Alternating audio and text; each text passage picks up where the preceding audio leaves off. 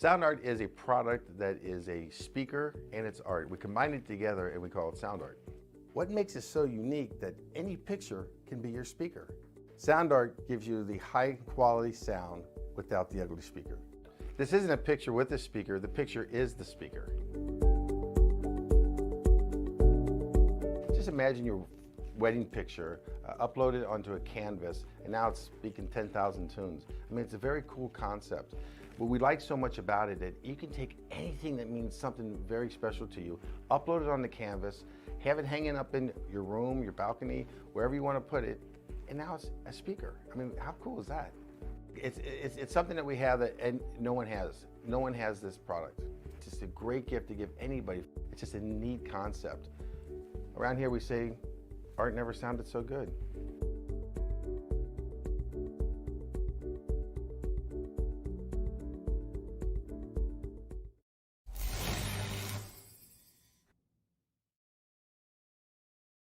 After months of quarantine, we're all interested in how we can become our best self. The team at Permanent Makeup and Cryo is here to help you get the flawless makeup look every day without the extra effort or time. When it comes to your appearance, you deserve the best care that money can buy.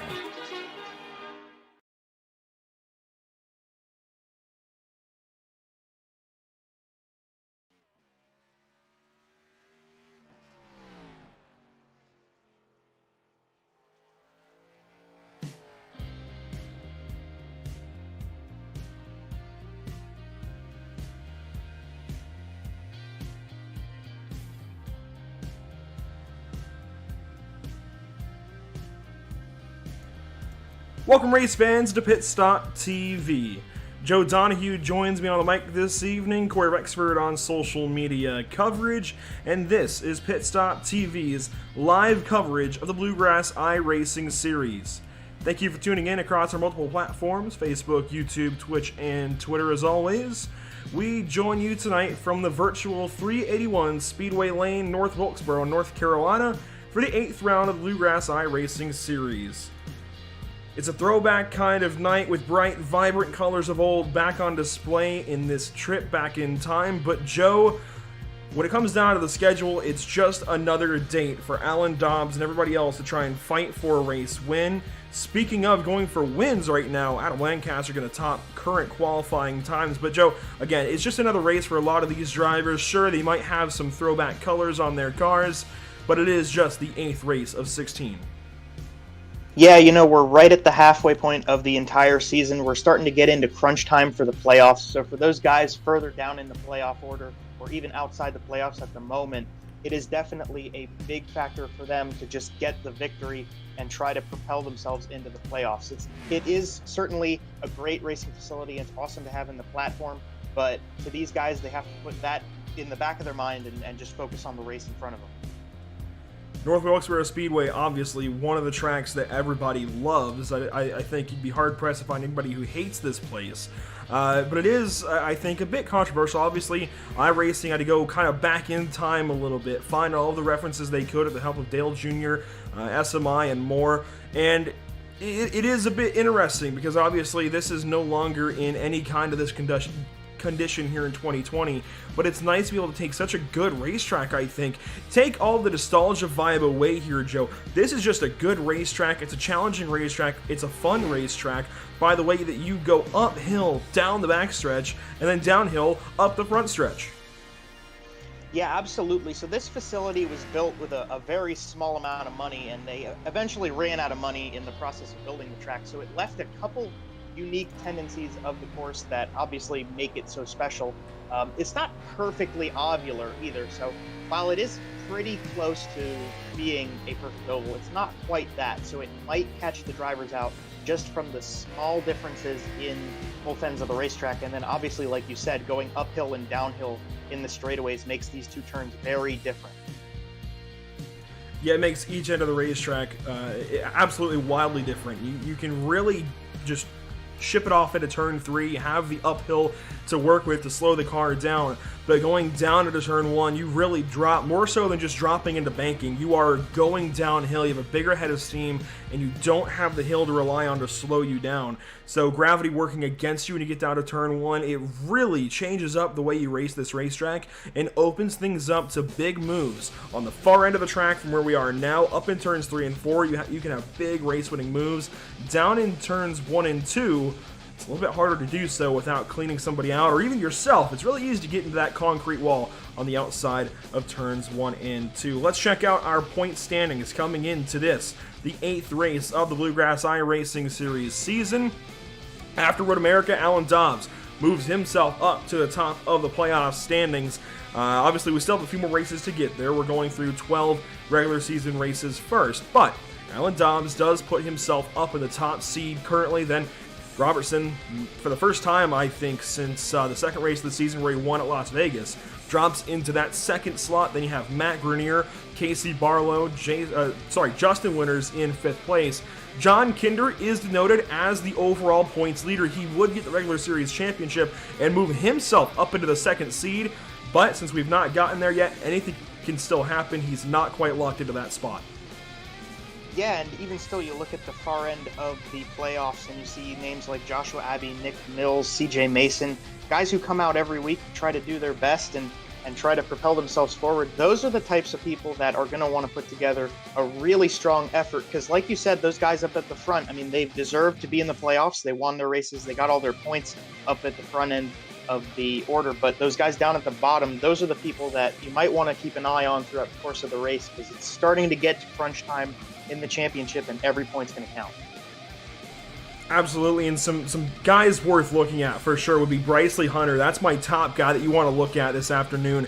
He's up 6 positions from the cut line, Joe, all the way up to 10th place with his run last week at Road America. That is huge. It's also worth noting that Ryan Kendall continues to chip away at the gaps up ahead. He's only a few points behind the top 10, so he's getting up there. Ronnie Shirk, he dropped a few spots. Wyatt Brackett, he went up from 12th to 8th position, so he's on the move as well after last week. Adam Lancaster, he moves up behind his teammate. He's into 7th, and let's also not count out somebody that isn't quite in yet. That would be Jack Bauer there in the 17th position. He's up 2 spots from 19th last week.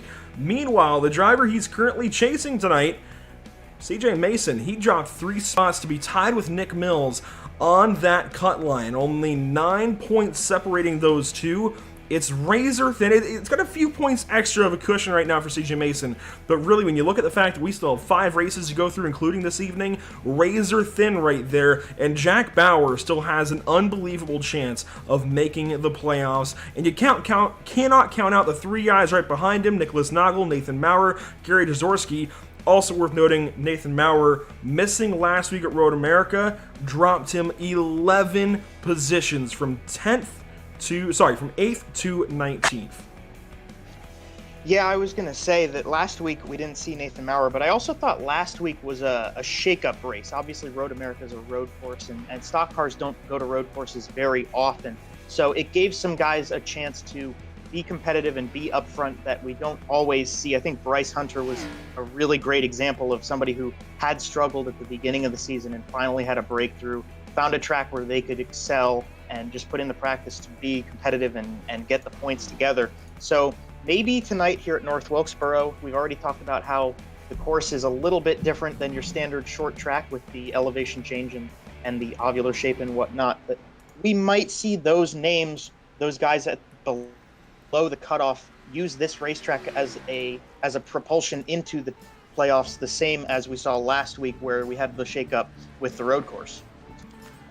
Absolutely shaking things up at the top of the scoring pylon. Look at this. Adam Lancaster has held on to his pole position for now. Alan Dobbs then in 2nd place. Casey Barlow in our final short track race of the regular season. After his Martinsville win, he's 3rd quick right now in qualifying and should start there, barring any weird happenings in the last few minutes here of qualifying. You can see the 6-minute 30 second timer there at the top left. Then you even have Matt Greener. How about Nicholas Nagel Only 7.2 of a second off of our pole time.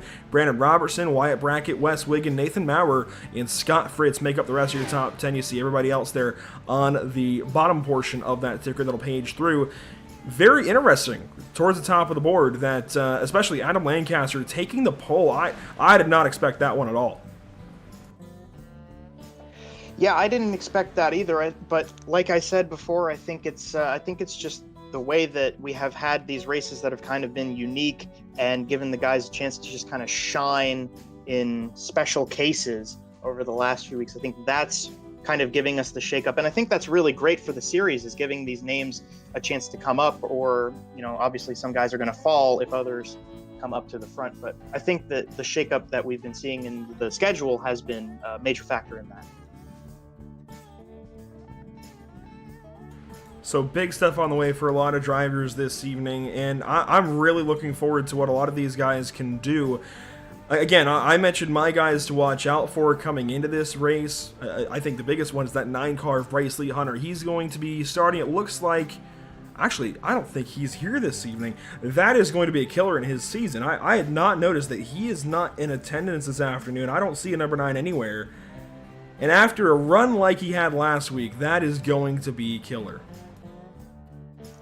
Yeah, that's a really tough break because obviously, like you said, and like I said, he had a really great run last week. That's really disappointing. Maybe, just maybe, he could slide in with these last couple minutes if he even has the chance. But obviously, not showing up is definitely not the way into the playoffs.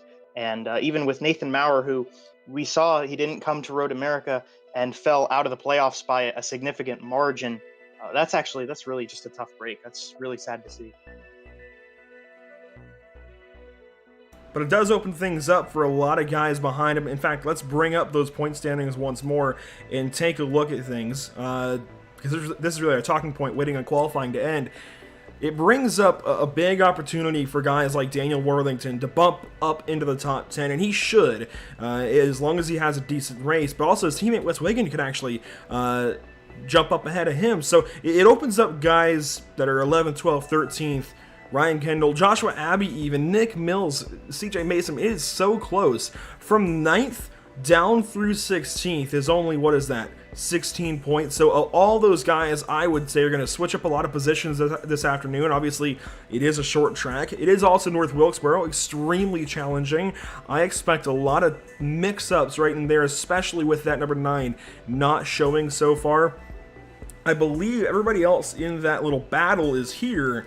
But that is just, that is absolutely a killer for Bryce Lee Hunter's season. And he's had a couple of really good races since his sponsor, Eric's Carpet Care, came on at Kansas. He's had a really good run of things. I'm really surprised not to see him. I mean, this is a season killer right here. I mean, he only has to drop 9 points to be out of the playoffs. Well, to at least be on the cut line. So it's not going to take much, and I wouldn't be surprised if we're talking about him down there at about 20th position after Gary Jaworski and everybody above makes up a ton of points on him. Yeah, absolutely. And that's just part of how Bluegrass has been so competitive, and obviously you can see it on your screen here with how close the points championship is from 10th down to 16th. Just being 11 points, absolutely going to be tough for Bryce Hunter. But I do want to speak on his growth over the season, because obviously Bryce Hunter came in at the beginning of the season and had some tough races, didn't quite put it together to be up in the top 10, top 5 at the beginning, but slowly worked his way up to that point, and obviously used Road America as a great way to propel himself up more, with the way I said that it's kind of a shake-up race to have a road course out there for these guys to compete in. But I think with the momentum that Bryce Hunter has built over the course of the season, obviously he'd be in a must-win situation. But if he could put it together a little bit, maybe find some extra speed, some composure, and a little bit of luck, I think maybe Bryce Hunter, if he came back and put it together for a win, like that's how he's going to get in. So obviously that's going to completely change his strategy for the rest of the season. Yeah, but you can't rely on a win in a series like this where you've got, it seems like the guys who are really good stay really good, and then it's about 5th place on back that mixes up every single week. Now, 5th place can absolutely win a championship, We saw the possibilities were endless last season, and you don't have to necessarily be going up there and mixing up with Alan Dobbs to win this championship, but it certainly would help. So if you're around that 5th place kind of running position week in, week out, you cannot rely on a win to get in, and you have got to get yourself up to where Adam Lancaster is. I mean, just think about it. Ronnie Shirk Jr., we've been talking about him and John Kinder, top of the guys who are not locked in yet, for probably 3 weeks running now. They've been right there. I would say 1 and 2, but 1 and 2 of the guys not locked in. 1 and 2 of the guys in white right here. John Kinder was always right ahead of Ronnie Shirk, and it wasn't a huge gap. It might have been 50 points or so, but it wasn't the 75-point gap from Kinder back to Lancaster now. So just missing last week, Ronnie Shirk Jr. not only lost those 2 positions, but lost all that ground he was holding over Adam Lancaster, Wyatt Brackett, and everybody else behind him, and is that much further behind John Kinder. So that's an example of the kind of deficit that we can expect for Bryce Lee Hunter after this one. He'll probably slot in about 18th, 19th position. So that's really opening up the season for Jack Bauer and Nicholas Noggle, because if Noggle can put 5-6 spots on Bauer, those 2 switch positions. Noggle can suddenly leapfrog himself up into the playoffs after this evening, and you know what? Noggle's in a great spot to do it. He's currently going to be starting 5th place. Yeah, and Noggle's a pretty good driver on these short tracks. He has been in Season 1 and Season 2, so I'd be watching Nick tonight. I think he could definitely perform well and bring himself up in the order, and it is kind of surprising to see him below the cutoff line coming into this one, but just keep your eye on the 08 tonight. Yeah, he's been steadily just behind it, but clawing away slowly but surely. Meanwhile, we'll see how he and the rest of the field will line up this afternoon. Let's take a look at our Bluegrass iRacing Series starting grid. Adam Lancaster getting the surprise pole here in North Wilkesboro. Alan Dobbs going to start his outside. That number 3 car has looked good all season long. Starting 3rd place, it's Casey Barlow. He won at Martinsville, looking like he might try and do the same thing here. Matt Grenier, he'll start 4th place after the win at Charlotte. Nicholas Noggle, he'll start 5th, looking to better his season. Brandon Robertson, he's already got a win. He can breathe tonight, but would like to get another. He will start 6th place. Starting 7th, it's going to be Wyatt Brackett. He's suddenly moved into the top 10. He has big things on the way, along with Wes Wigand starting in 8th. Starting 9th and 10th to round out the top 10 here, Joe Donahue. It's Nathan Maurer and Scott Fritz. Those 2 drivers out of Pennsylvania. You bring it back to row number 6 with the number 68 machine of Ryan Kendall, and his outside is going to be somebody who's already guaranteed himself a playoff spot, Justin Winters. Starting in 13th position, the number 42 car, that's Ed Osborne, and his outside will be the Texan Joshua Abbey, driving the 5 tonight. Inside in 15th starting position, that 7 car of Ronnie Shirk. We talked about him being in a kind of rough spot in the playoffs, but he's at least in for the moment being. He will start on the inside of Dakota Shepard in the 01. Throwing it back to 17th position is Jack Bauer, who we talked about being right on the outside of the playoffs at the moment, and Nick Mills will be on his outside. And then back on row number 10 is going to be Daniel Worthington out of Pennsylvania, and Dylan Butler driving that number 96 machine starting 20th. Rolling off 21st, it's Ryan Smith, Gary Dzorsky to his outside. Dzorsky looking for big things to work himself into the playoff field. Tyler Johnson making his first appearance of Season 2. He'll start 23rd. Michael Brisson to his outside. Starting inside of row 13, we got David Brackett. Then it's Chris LeBourgeois. Further back in the field, John Kinder, point series leader, starting 27th. Tyler Reed in 28th. And to round out the field, 29th, it's Brian Terry. 29 cars ready to do battle here at the famed North Wilkesboro Speedway. There's a lot of places you can watch iRacing broadcasts. We thank you for doing it here at PitStop TV. It's the Bluegrass iRacing Series for race number 8 on their 16-race Season 2. We're going to go green flag. The race is on. Save the Speedway in full effect.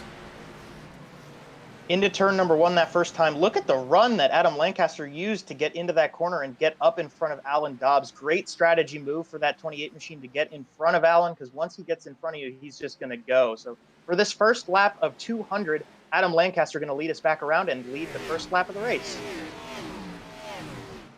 Some jumbling further back, but right now it's these top 2, the 28 and 3. How many did those 2 numbers go at it side by side here at North Wilkesboro? Well, We're going to have to wait a second before we can find out exactly how many times they went side by side. They battled for race leads, because we've got our first caution flag on the evening, and it looks like it is going to involve, oh my, Nicholas Noggle. Joe, we were just talking about this guy's season and the possibilities yet that could be for this number 08 already in an incident here at North Wilkesboro. Let's take a look back at it. Yeah, we'll catch a replay here of what happened, unfortunately, to Nicholas Noggle to get his night started off on the wrong foot. See on your screen, he's down on the inside of Brandon Robertson. He just lost it all on his own down there, probably brought a little bit more momentum than he wanted into that turn. Luckily, didn't hit anybody. Everybody's still coming through. And I believe there wasn't any contact with anyone there because he was fortunately able to stop himself down on the inside of the track and everybody avoided him. Very lucky break for Nicholas Noggle, not getting any contact. Oh, absolutely. That's incredibly lucky that nobody came around and got his right front or left front, got his nose in general, and tore up the front end of that race car. It is a short track. Aerodynamics don't mean as much as they might at Daytona or Michigan or something like that, but aerodynamics are certainly going to matter this evening for these drivers, so keeping your car in one piece, absolutely important for all of these drivers. Adam Lancaster, still your race leader. What I was trying to get to is we've seen those couple of car numbers, the 28 and 3, do battle here a lot. Throw in the 15. There have been plenty of names that have driven the 15 here. The 51, even with the Rowdy Burns special on it. I mean, we have some really good-looking paint schemes, even if they aren't meant to be throwbacks. They've got those kind of throwback numbers that are great to bring here to North Wilkesboro. Yeah, I mean, no matter the car, what the car looks like or what the sponsors would be on the side of the car, the scoring pylon still shows the same numbers. So I think for North Wilkesboro and having that kind of old school scoring pylon with just the light up numbers, for somebody watching, they're definitely going to be seeing that and thinking about the olden days of NASCAR back when we used to see those two numbers at the top of the leaderboard all the time. But they might switch up a little bit here on this restart because Alan Dobbs looks like he's going to be starting on the inside this time. Yeah, Adam Lancaster choosing the outside. Now, we mentioned there aren't a whole lot of throwbacks in the field this evening. That's because this is not the official throwback race for the Bluegrass iRacing series. You'll see all of their throwbacks unloaded at Darlington for the regular season finale when John Kinder tries to wrap up his regular season championship, possibly. More on John Kinder. He's in 22nd right now after those first few laps getting going here. It's not so bad, actually, considering where he started. I think he picked up 5 spots or so. But certainly, he's got his work cut out for him this afternoon, starting from so deep in the field. I wonder if something happened in qualifying, if he maybe tagged the wall. I don't know. Of course, if you do tag the wall, if you even clip the grass here on iRacing, it does invalidate lap times in qualifying. Getting any kind of incident, even if it's a 0x, by the way iRacing scores those, does invalidate those lap times. You're going to be super, super careful at places like North Wilkesboro, Bristol, Darlington that we're coming up on. Definitely got to be super, super careful. Coming to lap 8 of 200, the 28 and the 3 will go back at it. The green flag, we're waiting on it, waiting on it. Into the restart zone, they're off and away. Adam Lancaster, still the race leader, and a big jump on that one. Absolutely sung it into turn number 1. Adam Lancaster went straight for it, and there's another yellow here. We're going to have to re-rack him and restack him. Gary Jaworski into trouble on the front stretch. A yellow as soon as we took the green flag. Let's check into it here, Joe. We'll see what happens to bring out our second yellow. Oh, a little preview of this one here. This is going to be very interesting from Jaworski. I've seen this a couple of times on iRacing. I would imagine that this is a matter of him trying to pull third gear. He's going to end up pulling first, maybe even reverse. It's hard to say. And you're going to watch this car just completely turn around all of a sudden right there. He absolutely pulls the wrong gear. Not sure if it was first or reverse, but that's a surefire way to very quickly spin out here on the iRacing.com simulator. Now, it's not going to tear up his motor. It's not quite the big money shift that you see in real life that ends somebody's day, but it's certainly going to put a hamper on things, and he knows it into the inside wall a little bit, so absolutely going to take what was already a bit of a rough day and make it a bit worse. Yeah, Jaworski's had some up and downs throughout the beginning of this season, just getting used to running with these Bluegrass guys in his first full season with the series, but that's a tough start, and obviously a little more damage than Nicholas Noggle had, so a little bit more of a hill climb for him, so being as the rest of these 190 or 189 laps we have left to go in this event. He's got that damage on the front end, but maybe at a pit stop he can get a little bit fixed up and just kind of trek on in the beginning stages of this race, try to get more towards the pit cycles and get some of that repaired, maybe try to surge up back and try to fight for a top 10 or something tonight. And you know what, Joe? Nicholas Noggle and Garrett Jaworski, they're kicking themselves right now because those were two just single car kind of silly incidents. And unfortunately for the rest of the field, I mean, this is the start that a driver hates. We're now 11, 12 laps into this, and they have turned 1.5 green flag laps or so. This is what a driver hates to see. They want to get into a rhythm early. They want to get through this race. If you keep holding them up, they're going to get even more antsy, and we're going to possibly see a couple of more incidents of that, or they will finally get into a rhythm. We'll have to wait and see. But 200 laps, certainly a long ways yet to go for these guys. We'll see if we can get these gremlins shaken out and get on our way. Coming through turns 3 and 4 once more. It's the 28 still leading the 3. Lancaster once again choosing the outside line. We'll see what he can do from up there. Barlow 3rd, Grenier 4th, and Brackett 5th. Taking the green flag once more. Let's see if it sticks. Hopefully we get through a green flag stint here. Lancaster got a good start, but Dobbs held it with him through turns 1 and 2, now slots into second behind him. Grenier got a really great start, gets to run with the 28 and 3 through 3 and 4. Watch that snap on forward to be competing with these two. Adam Lancaster leads us back, and we're still green. Side by side. Alan Dobbs down to the bottom side, painting that white line. There's not a whole lot of room to run side by side here, but Alan's figuring it out for now. Sideways into 3, but he's going to go up the racetrack. He's going to go around Alan Dobbs. Oh, no, not in front of the field. Oh, my. It's a parking lot. That was Scott Fritz. He slid up right in front of nothing the one car could do to get around Dobbs, who's facing the wrong direction at that point. That was a really tough break for everybody behind that, which basically was the entire field. It just made a parking lot out of the front stretch. You know what? Of course, it's easy for us to sit up here and do the talking, but if you're Alan Dobbs right there, you are facing perfectly square down pit road. You've got to just take it. For your race and everybody else's here, he's almost taking pit road perfectly, overcorrects, and I mean, there's nowhere for anybody to go. Nobody got through that without having to stop or getting completely involved in that. Yeah, I do see at the very tail end of the field, especially Nicholas Noggle. I see him. I don't think he hit anybody back there, but he did come to a full stop, so that's definitely going to be a Code Brown moment for him. But it did catch up Nathan Maurer. I saw Fritz. I saw Osborne. I saw Wigand, I believe, was in that too. You're catching a replay on board with the 3 car. He just sends it into turn 3 a little bit more than he needs to. And I think you're right, Andrew. At this point right here, he should have just committed to going down the pit lane, because he could have definitely avoided getting all of these cars torn up.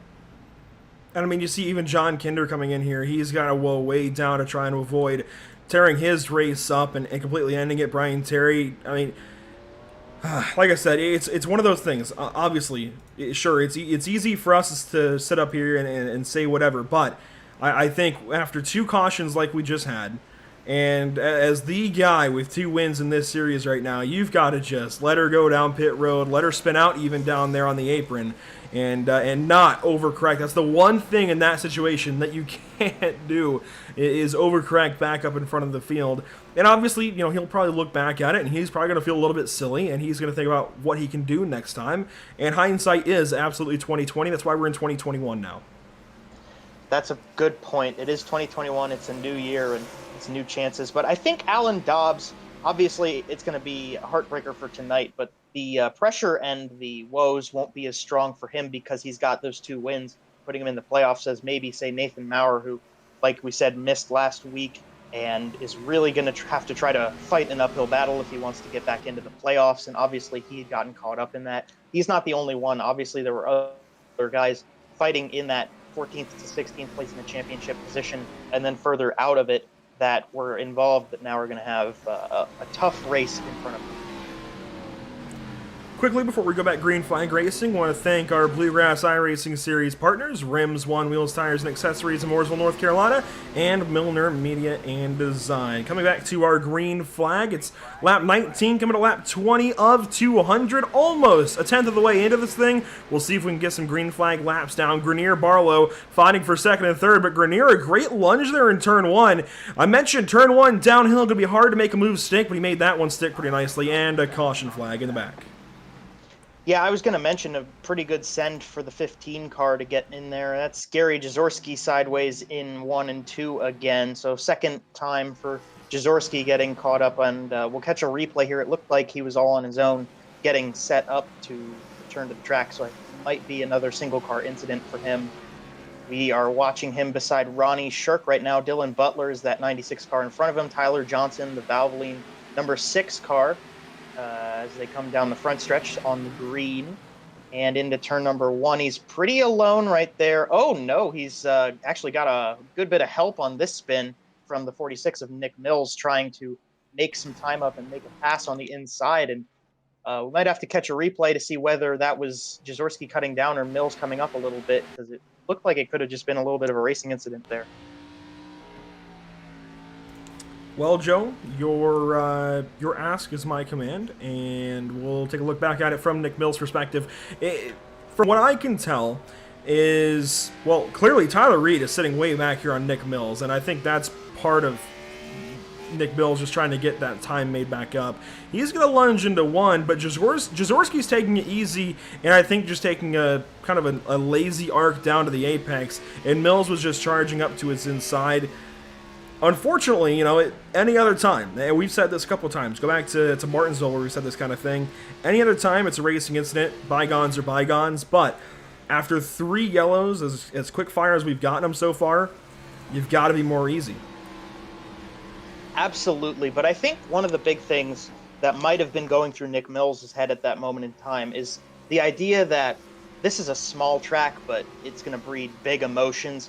I think Mills would have been frustrated in that scenario where Tyler Reed was backing off for the rest of the field, obviously trying to be safe on the restart, not get involved in any incidents, but the 46 car is thinking, I got to get to the front, I got to make passes, I got to make up time, and Nick Mills might have been a little aggressive on that entry to the corner, which it looked like he could have stuck it on the inside and been okay, but Jazorski probably wasn't expecting him to be there, so obviously putting a lot of pressure on himself, Nick Mills would have been in that moment to make up time and had maybe been a little bit headstrong on the idea of getting through that corner as fast as he could. Obviously, that has an opposite side of the coin, with Jazorski being very patient and not pushing very hard to get through that corner with as much speed. But it just kind of ended up putting those 2 cars at the same place at very different speeds, and unfortunately turned the 18 car around.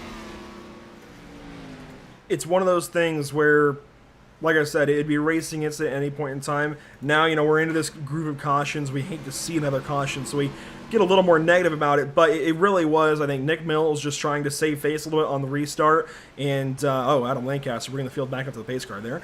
And Garrett Jazorski just trying to be easy. He was just trying to lay back. He was trying to do the right thing. One guy's trying to keep his race going. The other guy just trying to be safe on a restart. It happens sometimes, especially on a short track like North Wilkesboro. Lap 25 coming to 26. We'll go back green flag racing, and Adam Lancaster is still your race leader. Second place, it's a dogfight between a couple of Team New England teammates. Robertson outside, Grenier inside. These two are teammates, so while it is, you want to be in front of your teammates, you want to beat your teammates in a race, I wouldn't want to wreck my teammates. So these two might be a little bit patient. You see Brandon Robertson slots in behind the 15 car. Everybody coming down the stretch. You see them in the first 2 corners right there. Robertson's still showing a lot of pressure to Grenier right now, but they have gone single file, and we have gotten a small portion of green flag racing in as we get the yellow flags once again. This one, Daniel Worthington, that 113 car you see driving away with damage. And this is down in turn 1. We'll take a look back at it, and we'll see what brings out our 5th yellow on the day. Oh, this is going to be a couple of really heavy hits for these drivers as well. We're watching the black and green numbered number 113, bottom side of the racetrack there in 1 on the inside of the 08. The 71's behind him, that's Brisson. And there's 3 wide out of turn 4. That's the first problem. Oh, and Brisson, I think, just comes down the racetrack a little bit. He might have been trying to get in behind Worthington, but there was not room to do so. And unfortunately, it's going to cause a bit of an incident down here in turn 1. Let's take a look back at our cause of our 5th yellow on the evening. It is a wide enough short track that I think we can go 3 wide, respectfully. I think if everybody stayed straight, you'd be able to do 3 wide. The problem here, I think, is just maybe a small amount of misjudgment in the entrance to that corner. And obviously, Brisson's not looking to ruin anybody's day on purpose in that 71 car, but you see them come 3 wide and cutting down a little bit there, that 71 was. So obviously, that was a turn for the 113. Nothing Daniel could have done right there, but I think that we could have gone through that set of corners cleanly if Brisson hadn't maybe misjudged where he was going a little bit too late and unfortunately turned that 113 car around. Yeah, again, I think Michael was trying to get in behind him. Didn't realize quite where he was in relation to Worthington's right rear quarter panel, and just completely clips the right rear of Worthington's machine, turns him around, and that is a couple of really heavy hits for those few drivers involved. We haven't had a chance to look down our weather this afternoon, but we'll do so now. You can see 77 degrees here in North Wilkesboro. It feels like a nice warm spring day. I'd welcome that a bit more right now than our 50-degree days here in nearby Statesville. Track temp 79 degrees, pretty calm winds though at least. So a very, I'd say, calm day. A great day for racing for sure here virtually at the North Wilkesboro Speedway. We're on to lap 31 of 200. We're under our 5th caution flag of the afternoon. And at this point, you know, we're over an 1/8 of the way in. It's definitely been a slow one to this point, Joe, but I think Adam Lancaster obviously welcomes this. But how do you try and play this from a driver's standpoint? You've been leading all these laps now under caution, and you really don't know what the car is going to do if you ever get green flag. Yeah, that's a really good point. You get used to doing these caution laps and going for it on the restarts and then getting a yellow and getting a break within, say, a lap or a lap and a half at the max before you get a yellow flag again. But a long race car, having a car that can run on a long stint, is so different than what we're doing right now that if we do get a long stint, Adam Lancaster might not be ready to go. His car might not be set properly to the way he needs it to be able to do that. So if we got a long stint, I wouldn't be surprised to see this order shake up. Green flag gonna fly. Lap 32 coming to 33 of 200. About 6 of the words. There we go. About a 6th of the way into things here, and a bunch of the Team New England guys in the front, but they both check up on the bottom side, and that's gonna allow Barlow to mess up this party. Here comes another Team New England driver though on the outside. Wyatt Brackett on the outside of Kendall. He's fighting for 5th, and look behind him, John Kinder from the back of the grid, already fighting to maybe get into the top 5. It's only lap 34, 27th to 7th. John Kinder has done patience before in this series. He has pushed himself to get back to the front after a setback in races, and he has slowly trekked up to be competitive in events we saw last season and this season. This isn't a surprise generally, but I'm surprised that it happened so fast. We've had a lot of yellow laps, not giving him a chance to make passes on the racetrack, but he's run all the way back up into 6th place by this point. That's pretty impressive. That's beyond impressive right here. I mean, this is the longest green flag run we've had so far. Believe it or not, his teammate Adam Lancaster's led every single lap. Most of those, again, under caution flag. I think this might be our 12th green flag lap of the race. So for him to already be up nearing the top 5 is just absolutely beyond impressive. He's only got to go through Wyatt Brackett in order to do so, but look behind it as well. Here comes Jack Bauer. Here comes Justin Winters. These guys, they've been having pretty good season. Winters a bit quieter. In fact, he's actually outside of the top 20 in points, but has the win to rely on to be able to get him into the playoffs. So these guys, they need to keep trending the right direction, and Bauer's been doing so. Yeah, Bauer has been putting it together a little bit. He's a very aggressive driver in this series. You can see it in past races. I think that the short track is going to help Jack Bauer with the aggression that he usually brings to the racetrack. I think it's going to help him be able to be competitive against a lot of guys up towards the front. Justin Winters, on the other hand, like you said, he's outside the top 20 in pure points, but he has that win. I thought that Justin Winters has kind of been one of those guys that got caught out by all the new talent and all the new guys performing very well at the top end of the field, and the guys who have been winning races this season that either weren't winning races last season or didn't even compete last season. But he did obviously win the race that shows he's still out here running for the championship. He's still competitive with these guys, but he's just had a couple off races. This is a really great rebound for Justin Winters. I'm excited to see if he can push it forward. At the backside of the top 10, somebody we don't usually talk about all that often, Ryan Smith into the top 10 currently. Granted, he's got a few hungry guys behind him. I mean, Chris LeBourgeois right behind him in 11th. But this is a really good run shaping up for the 91. Somebody must have done their practice there. Ryan Smith looking pretty good. And that's the other thing I wanted to mention about Jack Bauer is Jason Collins mentioned a few weeks ago when Bauer's speed really started coming to him, I think, at Kansas, or, well, we have a caution flag. But the practice has certainly done a lot here for Jack Bauer. That's the point at the center of it. But a caution flag. Let's see what happened. Yeah, that was the 71 of Brisson that you saw on your screen. We'll check a replay here with that 71 car, see if this incident involves more drivers. So you see Brisson on the outside of David Brackett and Tyler Johnson out of turn number 2. Nothing there, so we're clean up to the point where we're into turn 3. Johnson slots in front. Brisson now gets in front of David Brackett out of turn number 4 again. And Brackett just sends it a little bit. I think that was net code, though. I could still see some space between those two cars when they went into that corner. Just kind of shoved the 71 up into the wall, but we got a yellow out of it.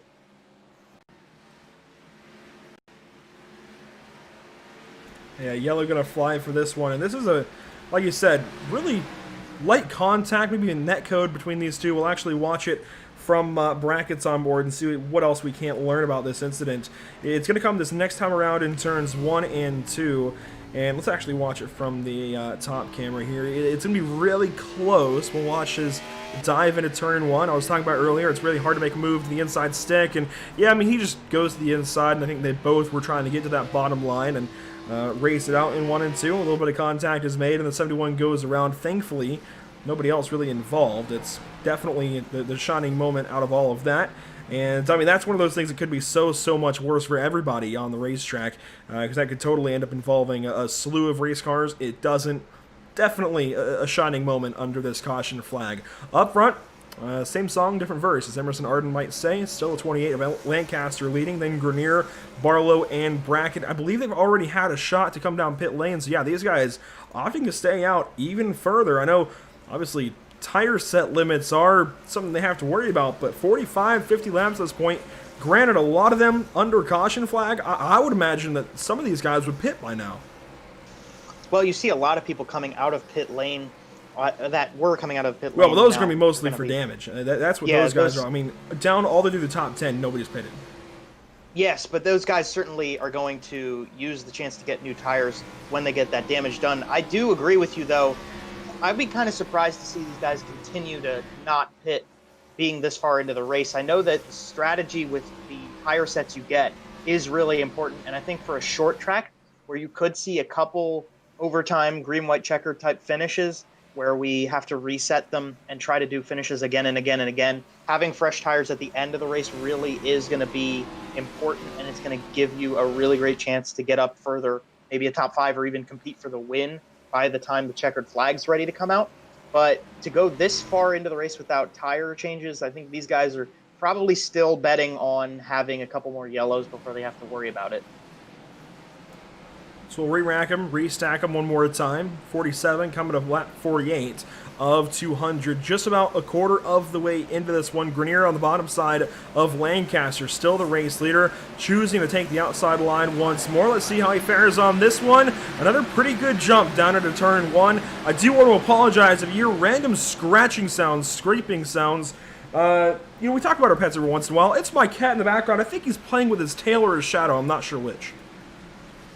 We love cats. We are big cat people out here. I love my cats that I live with as well, and I'm fortunate that I don't have one in the room with me because I'd be heavily distracted by that. So props to you, Andrew, for having a cat present, still focusing on this beautiful racing that we're getting here. We're going to be coming to the quarter of the way mark shortly. Adam Lancaster has been leading the majority of it. Obviously, Dobbs led a little while as well. John Kinder making a pass maybe down the inside of Ryan Kendall to get into the top 5 in turn 1 this time. Kendall holds on. They're going to race out of it and maybe go for turn 3.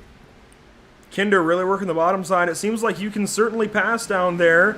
You've just got to do it the right way. I mean, we saw Alan Dobbs spin out on the bottom side a little while ago in turn 3. It looked like he had too much rear brake bias, but Kinder going to get the job done, it looks like, on the bottom side here. Doesn't quite clear him now. He'll get him clear. Meanwhile, Jack Bauer, Justin Winters, we saw them mixing up a little bit. Here comes Tyler Johnson into the mix, the number 6 car. They ended up like one of Mark Martin's old machines, and Winters going the wrong direction on the bottom side. It is worth noting that Johnson has somewhat newer tires, about 22 laps on those tires as opposed to now 50-some. So a bit newer there for Johnson, and newer on Nagel's machine as well. How about the 08 clawing his way back into relevance in this round at North Wilkesboro? He pitted about 42 laps ago, I think, after would have been after Jazorski's incident about lap 10. So definitely on the uptick here for the 08. Absolutely, and that's really great to see. I've thought this whole season, Nicholas Nagel's been catching a lot of really tough breaks. At the beginning of this season, had a couple incidents where he was out of the race early, and obviously just hasn't put enough of a season together so far to be inside of the playoffs. But with a race at a short track, Nagel's good at short tracks. He's been very competitive in the past at races like Richmond and Martinsville. I think this could be a standout day for Nagel, and maybe if he is in the same mindset that at least I've seen in my experience with this Bluegrass iRacing series, this is going to be a really great chance for him to get that win, break through, and confirm a spot in the playoffs. Now, I can confirm, not to detract from your statement there, Joe, but I can confirm Rocket, the PitStop TV cat, was playing with his tail. And, reaching new heights every day, let me tell you. A little ways past, quarter of the way in. Adam Lancaster still the race leader. Then it's Grenier, Brackett, Barlow, Kinder, your top 5. And, again, Kinder up from 27th position.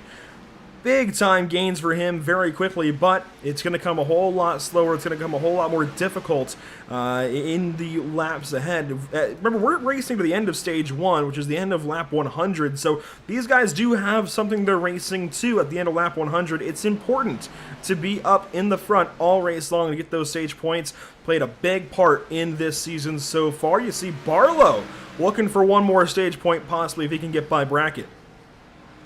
Yeah, Barlow isn't one of those drivers who's looking for the points because they need them for the championship. He's got that win already this season, but Wyatt Brackett is. Wyatt Brackett is still looking for points, trying to progress forward. I'd be watching other people, especially the lower half of the people that we saw at the in the playoffs. Daniel Worthington, Wes Wiggin, Brian Kendall. Those names are the people who are really going to need to be strong in the stages because they're so close in the championship. Every single point, and I mean it, every single point counts for those guys. Getting even just a few more points in the stage break, like maybe Ryan Kendall can pull together right now running in 6th place, that's going to propel you forward. And even if you have a little bit of trouble at the end of the race, it helps. But obviously, putting together 10 points to be able to win a stage would be huge for those guys. Well, how about this battle on the back end of the top 10? Winters has fallen out of it, but a couple of guys who have taken tires, they've moved up into the bottom ranks of the top 10. Robertson and Johnson, they're doing battle right now in the 6 and 2 cars, respectively. Actually, no, Robertson in the 2, Johnson in the 6. And Robertson going to dive down to the bottom side, try and take that spot away. He'll get him cleared out of 4. No, not quite. He's got to stay on the bottom side, and that top can sometimes really come in for these drivers. I think you're seeing Johnson start to figure that out. That said, Robertson gets him cleared down on the bottom side. And Robertson on 18-lap-old tires thereabouts. I think he pitted either only 1 or 2 cautions ago. So he's got relatively new Goodyear Eagles on that machine. But further back, here's that battle now for 10th place because Winters is starting to go after Johnson, who just got unseated at 9th. And you see Bauer and Nagel going at it. This is a couple of drivers. I don't think we've seen Nagel and Bauer battle specifically a whole lot on camera. They're doing so right now, though, and they're doing so for the 7th spot. Yeah, Nagel's trying to send it in on the outside and use the Goodyears a little bit. Oh, man, it looked like they were about to touch right there, but I think they kept it clean. Nagel gets the momentum on the outside and puts the 48 into his mirror. Can now go try to fight the 68 car and break into 6th spot. maybe even go charge up to where John Kinder and Casey Barlow are, try to get into the top 5. It seems like we're running 2 grooves, which is really great for the competition in this race, to have somebody able to run higher up on the track where you see this train of cars on your screen, or maybe run a little bit lower like you might see Winters in the back of your screen, or Brandon Robertson through 3 and 4 had done that time.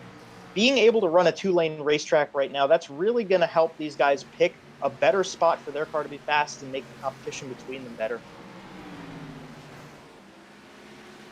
Looks like Jack Bauer is starting to slide. He just had a moment in turns 3 and 4. He will keep going, but loses some spots. And he was in that battle for 7th, now suddenly unseated by Noggle and Robertson both. So he falls into 9th place. We'll only get 2 stage points now at the end of lap 100. And they're going to try and work on Kendall. Even Ed Osborne, a lap car now. This is going to mix all these battles up quite a bit. Again, just inside the top 10. A whole lot of very important points on hand for these drivers. They'll get by Osborne in a 3-wide situation, but that 2 car looking like he wants to move up to the front runnings. Yeah, Brandon Robertson definitely trying to put pressure on Kendall right now to try to get up there. Noggle's putting a little bit of a gap on them while Robertson and Kendall run side by side right now. That's not what Robertson needs, but he might be able to reel him back in once he gets past. I'm really liking the way I'm seeing these 2 run each other. It looks like Kendall can carry momentum into and out of the corners, while Robertson obviously has the middle of the corner to his advantage. And they're just staying side by side, although it looks like Kendall's starting to pull a small gap. He did so on the front stretch. We'll see out of turn number 2 if they're still side by side. That time, Robertson got a little bit better run off the bottom, but they're still side by side. Worthington is a lap car. We got one coming. Well, that was a little bit sketchy there. Yeah, Wiggin pitting on the bottom side, and Worthington there, a couple of teammates really impacting what just happened. It's going to single these guys out, but that side-by-side racing is something we don't often see with these Gen 6s on short tracks like this. You'll see it on tracks like Daytona Talladega, obviously, even the intermediates where you can really leave the throttle pinned for most of the lap, but you don't see it as much on these driver racetracks. I'll put that in quotes as well. These driver racetracks where there's a lot of off-throttle time, it just doesn't really get produced as often, but to see a couple of guys get locked in a side-by-side battle for laps on laps, that's what you want to see in racing, and that is what makes people show up to places like North Wilkesboro, at least used to, as Tyler Johnson and Justin Winters going at it for the 10th and final position in the stage point range. So just like in F1, you have the battle to get into the points. We're having exactly that battle right now, be it with an Alfa Romeo and a McLaren, something like that, to get into the points. Yes, but this time it's not an Alfa Romeo and a McLaren. It is obviously Tyler Johnson and Justin Winters. They are fighting for that final point, which to neither of them I think is as big of a factor, because obviously Tyler Johnson making his debut for this season and Justin Winters already confirming a spot in the playoffs, but still definitely want to be in front of your competitors when you come to that stage finish. Oh, that was a rough exit for the number 6 car. But that was a good catch there by Johnson, and props to Winters for allowing him to catch that car, because he absolutely could have just driven in the back of the number 6 and hooked him around, and he would have taken the spot. Probably wouldn't even have hurt his car all that much, but of course it would have brought out another yellow flag. Dylan Butler is working his way into this battle, Joe. I'm not sure where this 96 came from, but oh wow, it was a big change for position there from the 6 and the 52. Johnson just gives 10th spot up. I think finally realized he was holding Winters up. Gave up that spot as Winters is going for points, and Johnson is making his first run of the season. But here comes Dylan Butler. What if he can work himself into the top 10 and steal a stage point away? That would be really cool for Dylan. The 96 car hasn't really put it together in as many races this season as I'm sure he'd like to have. The pink car you're watching and on board with right now, trying to progress past the 6, who had a couple rough laps, I think. Johnson, we saw him get loose out of turn 2 a few laps ago. We saw how easily Justin Winters got around him. I wonder if maybe is out of rhythm a little bit right now, got a little bit askew off of that mistake that almost maybe lost that car, and now he's just kind of trying to reel it together again and put his rhythm back in shape. And I think Dylan Butler is benefiting off of that right now. You see them passing Alan Dobbs, the lap car, who obviously had a incident earlier on in this event, but Butler is charging right now. I'm surprised to see that pink car going so fast right now. And Alan Dobbs is currently in 29th of 29 cars. You see him getting past there now, 28 laps down. Yeah, Butler, a lot of really good pace out of him. He must have done some practice as well. These guys host practice sessions throughout the week to prepare for their races and help one another out. You hear guys like John Kinder, Adam Lancaster talk about it a lot. Even the guys at Team New England talk about it every once in a while. So those practice sessions have done a lot for these drivers. It's really helped out guys like Jack Bauer, for example. That's the big storyline with him, is he just picked up a ton of season from season 1 to season 2. Sorry, a ton of pace from season 1 to season 2. Even just the early races of season 2 to the later races of season 2. I mean, it's crazy how much pace Jack Bauer has picked up, now fighting for 9th place behind a very wounded Scott Fritz, who catches the wall out of turn 2, it looks like. Going to be difficult for the 48 to work his way on by. And interesting that a Jimmy Johnson lookalike 48 is getting held up by a throwback Jeff Gordon, but the 48 of Bauer will get on by. It's going to bring Justin Winters a little bit closer into that battle for 9th, but it's also worth mentioning up ahead that John Kinder has worked ahead of Casey Barlow. And look at this mess. 2nd, 3rd, 4th, and 5th, all in a line in the midst of lap traffic. Actually, all the way through 7th. Yeah, I was going to mention that. It looks like they're getting caught up with Brisson right now. Oh, we got a car. That was Joshua Abbey spun on the inside. That's going to be a yellow flag. The number 5 machine, a throwback to the Robert Yates car, was caught out in the inside of turn number 2. Just barely saw it on your screen. We'll catch a replay here and see how Joshua Abbey got that car facing the wrong direction. You see the 5 and the 91, so that's Ryan Smith in that gold car. The Ford on the bottom. They come out of turn 4 down the front stretch, and they're not quite side by side into turn number 1. Abbey's running the high line, Ryan Smith down low. They just kind of came together. It looked like they were both starting to move towards the middle of the racetrack separately, and unfortunately it caught out Joshua Abbey. Yeah, just a bit of contact from the 91 goes a long way in this case. And, man, there are a couple of throwbacks, I will say, because the 5 is a throwback, like you mentioned, to Yates, and technically that 91 a throwback to the late, great Dale Earnhardt, but just the slightest bit of contact, it really can upset one of these race cars. And we are running the 750 horsepower small blade package, which lends itself to more spins as well when you make a little bit of contact. You put the big spoiler on the back of these race cars, they're a little bit easier to save, but especially when you limit the downforce and increase the power output, that's going to change. Up at the front of the field, we finally have some pit stops, but not as many as I'd expected, because we have Matt Grenier and Wyatt Brackett still on the racing service, having not pitted. In fact, the entire top 6 staying out this time by. So add Chris LeBourgeois to the guys who have not pitted yet this race. Finally, Lancaster, Kinder, Barlow, and Kendall, they're going to pit along with Bauer, Johnson, again, Winters, Butler, and more. So very surprised by this move from Matt Grenier, but you know what? He did win our other race at a track in North Carolina so far this season. Maybe he's got something up his sleeve. I wonder if they're banking on another yellow. I think we'll get a couple more laps counted off before we go back to green flag racing again, and by then we might have a little bit less than 10 laps to go in the stage, and then possibly another quick yellow after that, which could happen. I'm not saying it will, and I would like to see some green flag racing to end the stage out. But if it did happen, I think Grenier and Brackett would have definitely benefited off the decision they made right now. So I wonder if that was in their mind when they pulled that strategy move. Well, you know what? Props to them for trying something here at the end of stage 1. We've only got about 11 to go once we go back green flag racing. This will be 12. We'll go back green flag with 11 to go in stage 1. And really, it's just racing to halfway in each of these races for the Bluegrass iRacing series in season 2.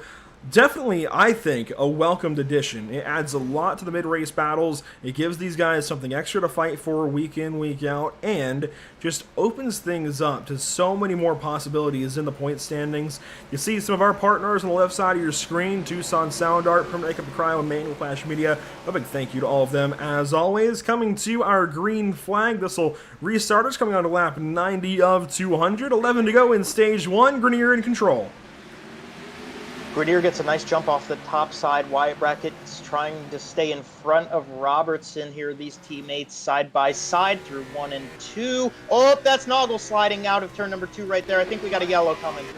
maybe not, but No, we boy, got that one. was, yep, that Yellow was a lights on yellow. the top left. We do have a caution flag, and you saw it happen. That was Nicholas Noggle getting turned around. Further back, we'll take a look at what happens to he and the rest of the field here out of turn number 2. Joe, a big mess out of turn 2 once more. Cautions do breed cautions, and in this case, going for some late stage points. That's exactly what happens. Yeah, the field's all bunched up. Obviously, that's how the restarts are when they're double file. Everybody's coming into this turn, and I think Kinder got a really great run off the top right there. Lancaster was down low on Noggle. I think they just ran out of room. You see, Lancaster not only got into the 08, but then slid off the front of the 08 up into the wall, possibly put some damage on that 6 car too.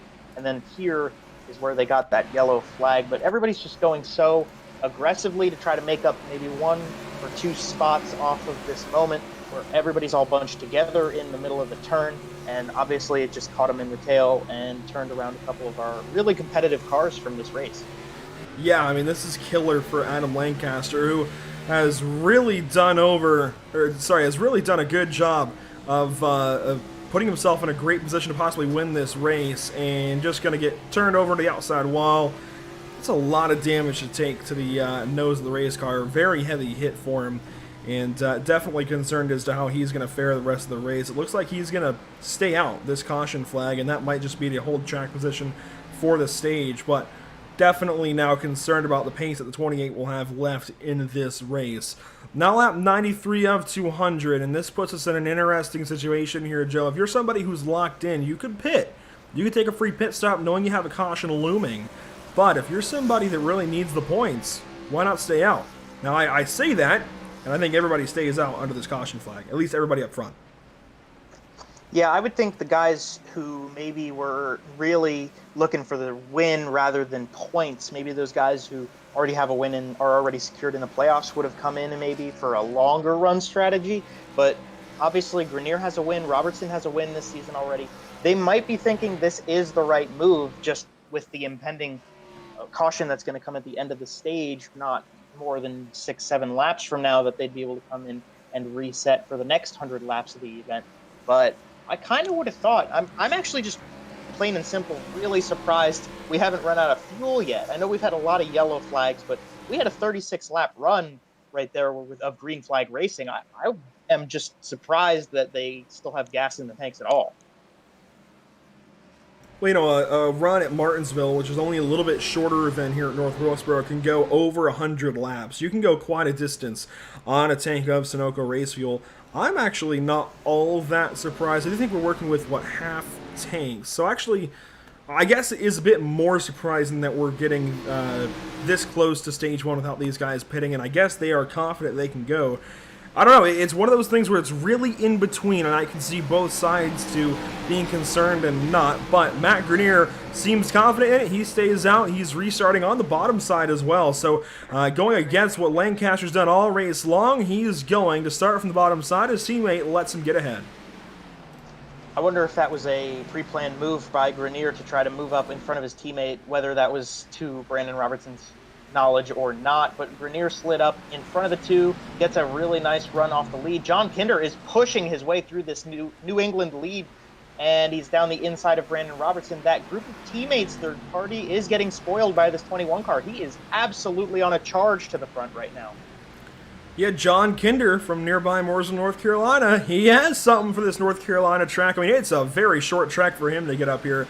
Granted, we're doing so virtually, but into second place. 3 laps to go in stage 1, and that Rims 1 Ford Mustang looking very good. Of course, he took tires, only 13 laps to go, and he's already to the bottom side of our race leader. I think this is looking like a stage win for old 2-1. Yeah, this is absolutely why you come in and get the pit stops. And for Grenier to have run this whole way without it, obviously it's just going to bite him in the tail now that Kinder has a run on him and has way fresher tires on that 21 machine. You see him down the inside, out of turn number 2. Barlow lurking in the shadows, but Kinder's tires are way fresher than the 15. He runs way low through 3 and 4 and cuts up in front. New race leader to the line that time is going to be John Kinder. Casey Barlow, he's got something for the 15 as well. Barlow also pitted a couple of cautions ago. He's going to work himself by the 15 car, by the start-finish line, I would dare say. Yep, on the bottom side, he'll take second place away. How about Ryan Kendall as well? But up front, John Kintner going to win our halfway stage. And it's Casey Barlow, Matt Grenier, Ryan Kendall, Brandon Robertson, Tyler Johnson, Wyatt Brackett, Adam Lancaster hangs on to a top 10. How about Nick Mills in 9th place? The 46th, that might be some of the first stage points he's gotten all season. And then Jack Bauer rounds out our top 10 at the end of stage 1. But I'm really impressed by Nick Mills getting up there into 9th place and stealing some stage points. Also, how about Tyler Johnson comes back and is able to put himself almost into the top 5 here by the end of stage 1. You can see the field behind a very slow Michael Brisson trying to catch up to the iRacing.com pace car. We'll be talking to stage winner John Kinder momentarily, but does he pit? He is going to pit. So these guys feel like they know what's up with their tires. Yeah, I'm really surprised by the finishing order of that stage. I think it's really awesome for Ryan Kendall specifically, because of all of those people at the tail end of the playoff 16 spots, he was the only one to get stage points, and even coming in 4th, that's a lot of points. I mean, that propels him up a position on Wes Wiggin in the championship just at this point in the race. If he could put that together at the end of the race too, obviously it would just be a great day for that 68 achievement. Also really great to see Tyler Johnson get up there. I think Tyler Johnson is one of those guys who can come in and be competitive no matter where we go. And then, like you said, Nick Mills charging up into 9th place. Great to see that 46 car up front in the top 10. We don't see that a ton, but showing his stripes here tonight. I mentioned we'd talk to stage 1 winner John Kinder. We'll do so now. We'll bring in the driver of the 21. And John, we talked to you a lot here throughout the season, throughout last season and this season as well. We're talking to you again, but this time mid-race, getting one of your first stage wins of the season. How's it feel? Yeah, it feels pretty good. I mean, kind of put myself in a hole at the beginning, spun in my qualifying lap. So just try to be patient to get to the front. And I was able to lead that halfway, and let's see what the rest of the race holds.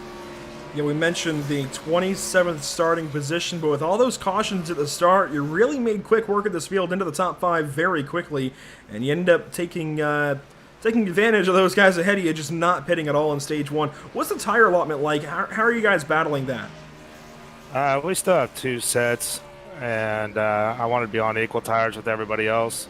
I knew they were going to come in and get tires. We kind of came in to get tires to go after that stage, and so we still have 2 sets left, and we should be all right. So what's it like as a driver, especially going from the back to the front, in those early goings where you're just getting caution after caution? What's the mindset like? Just be patient. We still got a long way to go, so we just still got to be patient. We'll race that last 25. Absolutely. Who do you have to thank real quick while we're halfway here? Obviously, the Bluegrass iRacing series, you guys at PitStop TV, and if anybody's in Mooresville, check out Rims 1, and then go get a beer and a pizza over at Ghostface Brewery. Definitely good beer and pizzas over at Ghostface. We'll be talking to you later on, John. I appreciate it. That's John Kinder, currently, not the race leader anymore, but wins stage 1. Big stuff for his number 21. But a new leader up at the front of the field. How about David Brackett? He pitted about 20 laps ago, so he's got good tires in that 38. How can he capitalize on this restart? Maybe lead some laps? He'll do exactly that, getting a big gap over Butler and LeBourgeois. Smith in 4th, really changing things up at the front. I'll tell you, I just love seeing people come through the field like this in cautions and with pit stop cycles, that we get somebody new up front like this. Obviously, you can see Casey Barlow putting it together. Actually, we had to have a yellow here, so the field's going to get frozen and put back behind the pace car. But I love seeing these different names come up to the front. It just does my heart good to see David Brackett get some laps led in here. But we got a replay to show, maybe, Andrew, and we got a yellow. We'll have to do a little bit of guesswork to find this incident, but we will take a look over the speedway, take a look back at some of the guys towards the rear of the field and see if we can't find out what happens. We're looking at about Alan Dobbs. Oh, I think it actually maybe happens here. Yep, right there. Nathan Maurer just goes around checking up for some guys up ahead of him. Let's take a couple more looks back at this. This is really interesting here for the 97 car. Just kind of oddly goes around. I mean, there was a big checkup. He must have had a whole lot of rear brake dialed into his number 97 Simbox Chevrolet. And this is going all the way back to the restart. Let's actually ride on board with him here, Joe, and try and see if we can figure out what happens. Yeah, so we're inside the sim box number 97 at the restart, and he kind of held back a little bit, didn't want to be too aggressive and possibly get into some sort of contact or trouble with the rest of the field in front of him. Comes off the corner. Oh, so it looked like Dakota Shepherd was a little slower in front of him than he probably wanted to see, and maybe trying to get around that 01 car, didn't look around, didn't look out the side enough to know that there was a car that was outside, and unfortunately tagged and spun, and the 97 goes to the tail. Yeah, there ends up being some contact there, some very interesting contact, maybe even a little bit of netcode like we've already seen so far tonight. I want to watch this one back, maybe even from a blimp. We'll see if this one works for us. And he's just going to end up, yeah, you can see the way the car reacts. There was contact made with the hitboxes, maybe not visually, but certainly it's not just rear brake that sends the 97 around. There is contact there that hurts the 97, sends him for a spin, and is going to throw us into another caution flag period this afternoon. But how about these guys up at the front? Smith lost a couple of spots on that restart, but the top three, David Brackett, Chris LeBourgeois, Dylan Butler, they're hanging on up front for even longer, and they have a chance to play the track position just right to really benefit themselves in this race. Yeah, I definitely think that with this yellow and maybe other yellows in the future, if they could play the strategy game, they'd be able to be competitive at the end of the race and compete for top 5, top 3 even. That would be really awesome to see. We haven't seen a lot out of David Brackett, Crystal Bourgeois, Dylan Butler yet this season in terms of top 3 performances.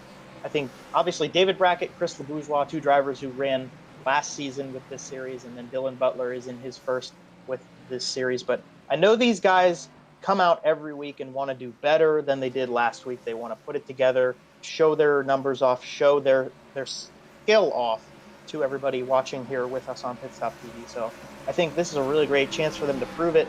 I'm excited to see what they can do to keep going up front, but they're going to have to watch that 51 car and the rest of them behind them.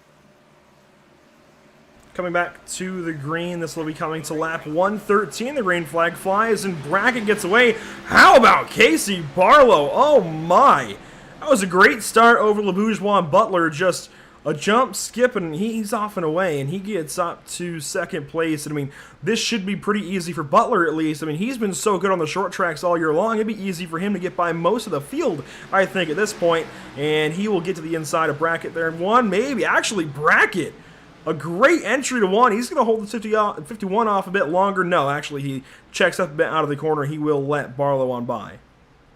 Yes, but David Brackett's still trying to put pressure on that 51 through 3 and 4. You can see Casey's going to slide up in front this time through, so just getting refreshments. Oh, I was watching Chris LeBourgeois into turn number 1 there. He was sliding on in, dirt tracking it into turn number 1 at 83 was. Dylan Butler caught up a little bit. Ryan Smith is holding on. John Kinder lurking behind him. Those 2 Fords are going to be duking it out down the front stretch again, but I'm really liking what I'm seeing out of Ryan Smith right now, that he's still able to hold on in front of John Kinder.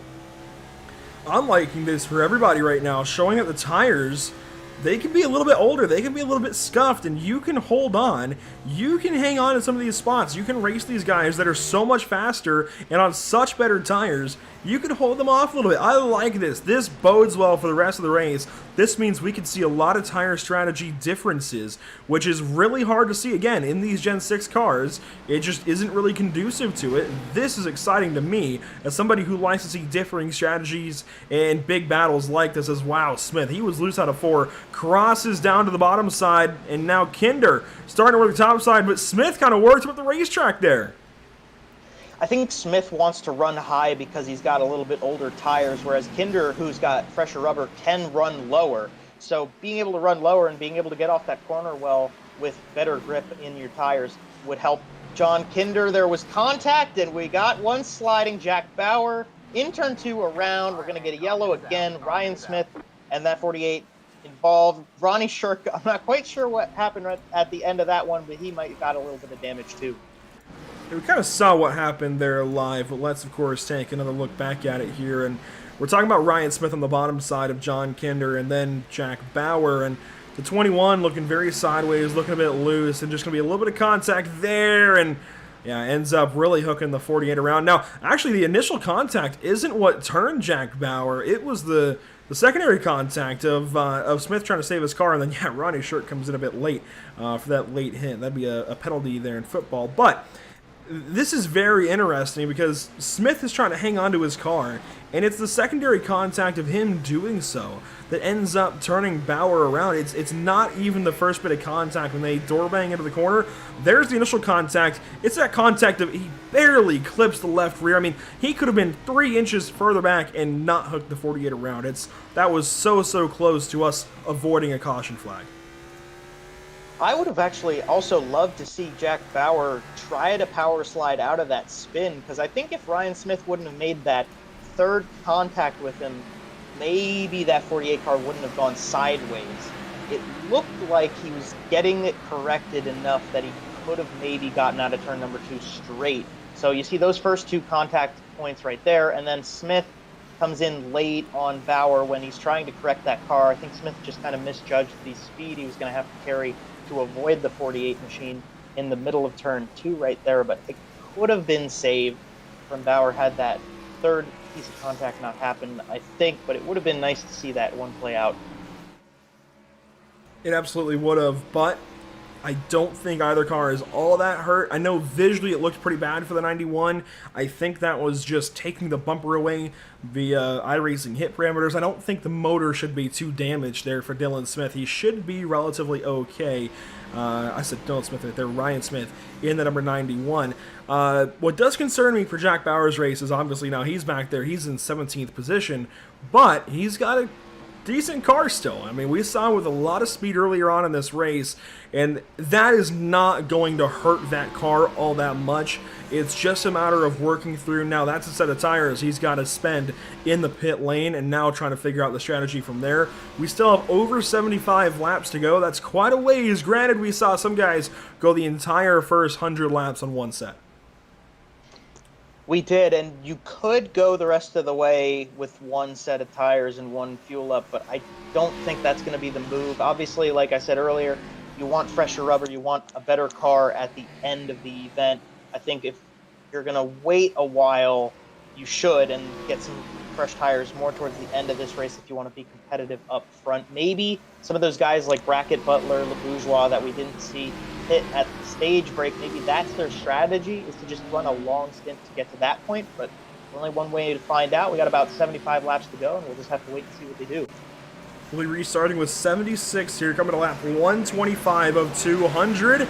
They go off and away, and that was a pretty good restart out of Butler. He's bringing the fight to Brackett now for second place. David Brackett and Nick Mills and Chris LeBourgeois. How about this top 5? This is a group of cars that we haven't really seen up at the front as much. Justin Winter trying to shove his way in as well, and we haven't even seen Justin Winters up in the top 5 all that much throughout this season. This is really cool right now. Look at all these new names that we don't get to see up here as much or talk about. Nick Mills charging forward. Dylan Butler in front of him in the 96 car. Had a tough week last time we came out. The 51 leading the way. That's Adam Lancaster diving out of the way to come down the pit lane. Nick Mills getting some pressure now from David Brackett into turn number 1. Keeps him behind that 46 car in the top 3. Justin Winters looks down the inside of David Brackett, but you look behind him and there is John Kinder lurking in the shadows. You weren't terribly wrong because, yeah, Kinder not very far back. You see a big stack up behind as some of the guys with brand new race tires start to catch these guys that are on some older rubber. But I mean, this is still great fighting from David Brackett, Chris LeBourgeois, Nick Mills, Dylan Butler that are all on older tires and on differing strategies. And like you said, we don't usually see up in the front. Really bringing the fight to these guys right now, forcing them to really work to get by them, and this is great stuff. We're coming up to 70 laps to go, and that's still a whole lot of racing here at North Wilkesboro, but these guys have a great chance to turn their races around and really get some much-needed points in the case of guys like Nick Mills. We don't talk about him all that often, but he is in the running to sneak away with a playoff spot, so this is very important that he holds on to a good spot. Absolutely for Mills and for David Brackett too. Look at this racing the 38 and the 52 have going on side by side. David Brackett's been holding his own with Justin Winters. I think finally is going to have to relinquish it and now have to face the number 21 of John Kinder. But that was absolutely the coolest thing I think I've seen in a long time, to see David Brackett running so strongly on the outside with much older tires as Justin Winters fought to his inside. You can see how the momentum that the 38 car has been pulling on the outside has allowed him to use less grip in the turns and more speed on the straightaways to keep up with the rest of them. You're on board now with Chris LeBourgeois as he runs the absolute high line, almost up to what we would call the Larson line, being the very, very top of the speedway, barely off the wall. Matt Grenier on his inside now going to slide up in front of him. That 15 car puts the 83A position further back, but maybe, oh, that was some wiggly squigglies up in front of him. That's Adam Lancaster or John Kinder? One of those. That is John Kinder. So that is John Kinder, one of the two Ghostface Rims 1 teammate machines. John Kinder got a little bit squirrely in front of this whole pack and lost a couple spots to them now. Grenier got around him. Brackett's trying to charge on his inside. I like that. Squiggly wiggly there for John Kinder. Loses some spots, but he's still in the good running. I mean, he got that stage win. He's working on a really good season. If he can just break through for one of these wins finally. A lot of these guys getting squiggly wiggly here. Joe, as Robertson even out of 4 was a bit loose. Brackets, the two brackets side by side right now. Father, son, father on the outside, son on the bottom side. And the good tires going the way of Wyatt Brackett, but it's not over just yet. Wyatt tries to dig up off the corner. Looks like he might finally clear him. Not so quick. David Brackett saying, nope, son, you can't get me that easily. Brandon Robertson lurking on this fight, but I'm almost tempted to make Brandon wait and let the father-son duke it out on their own.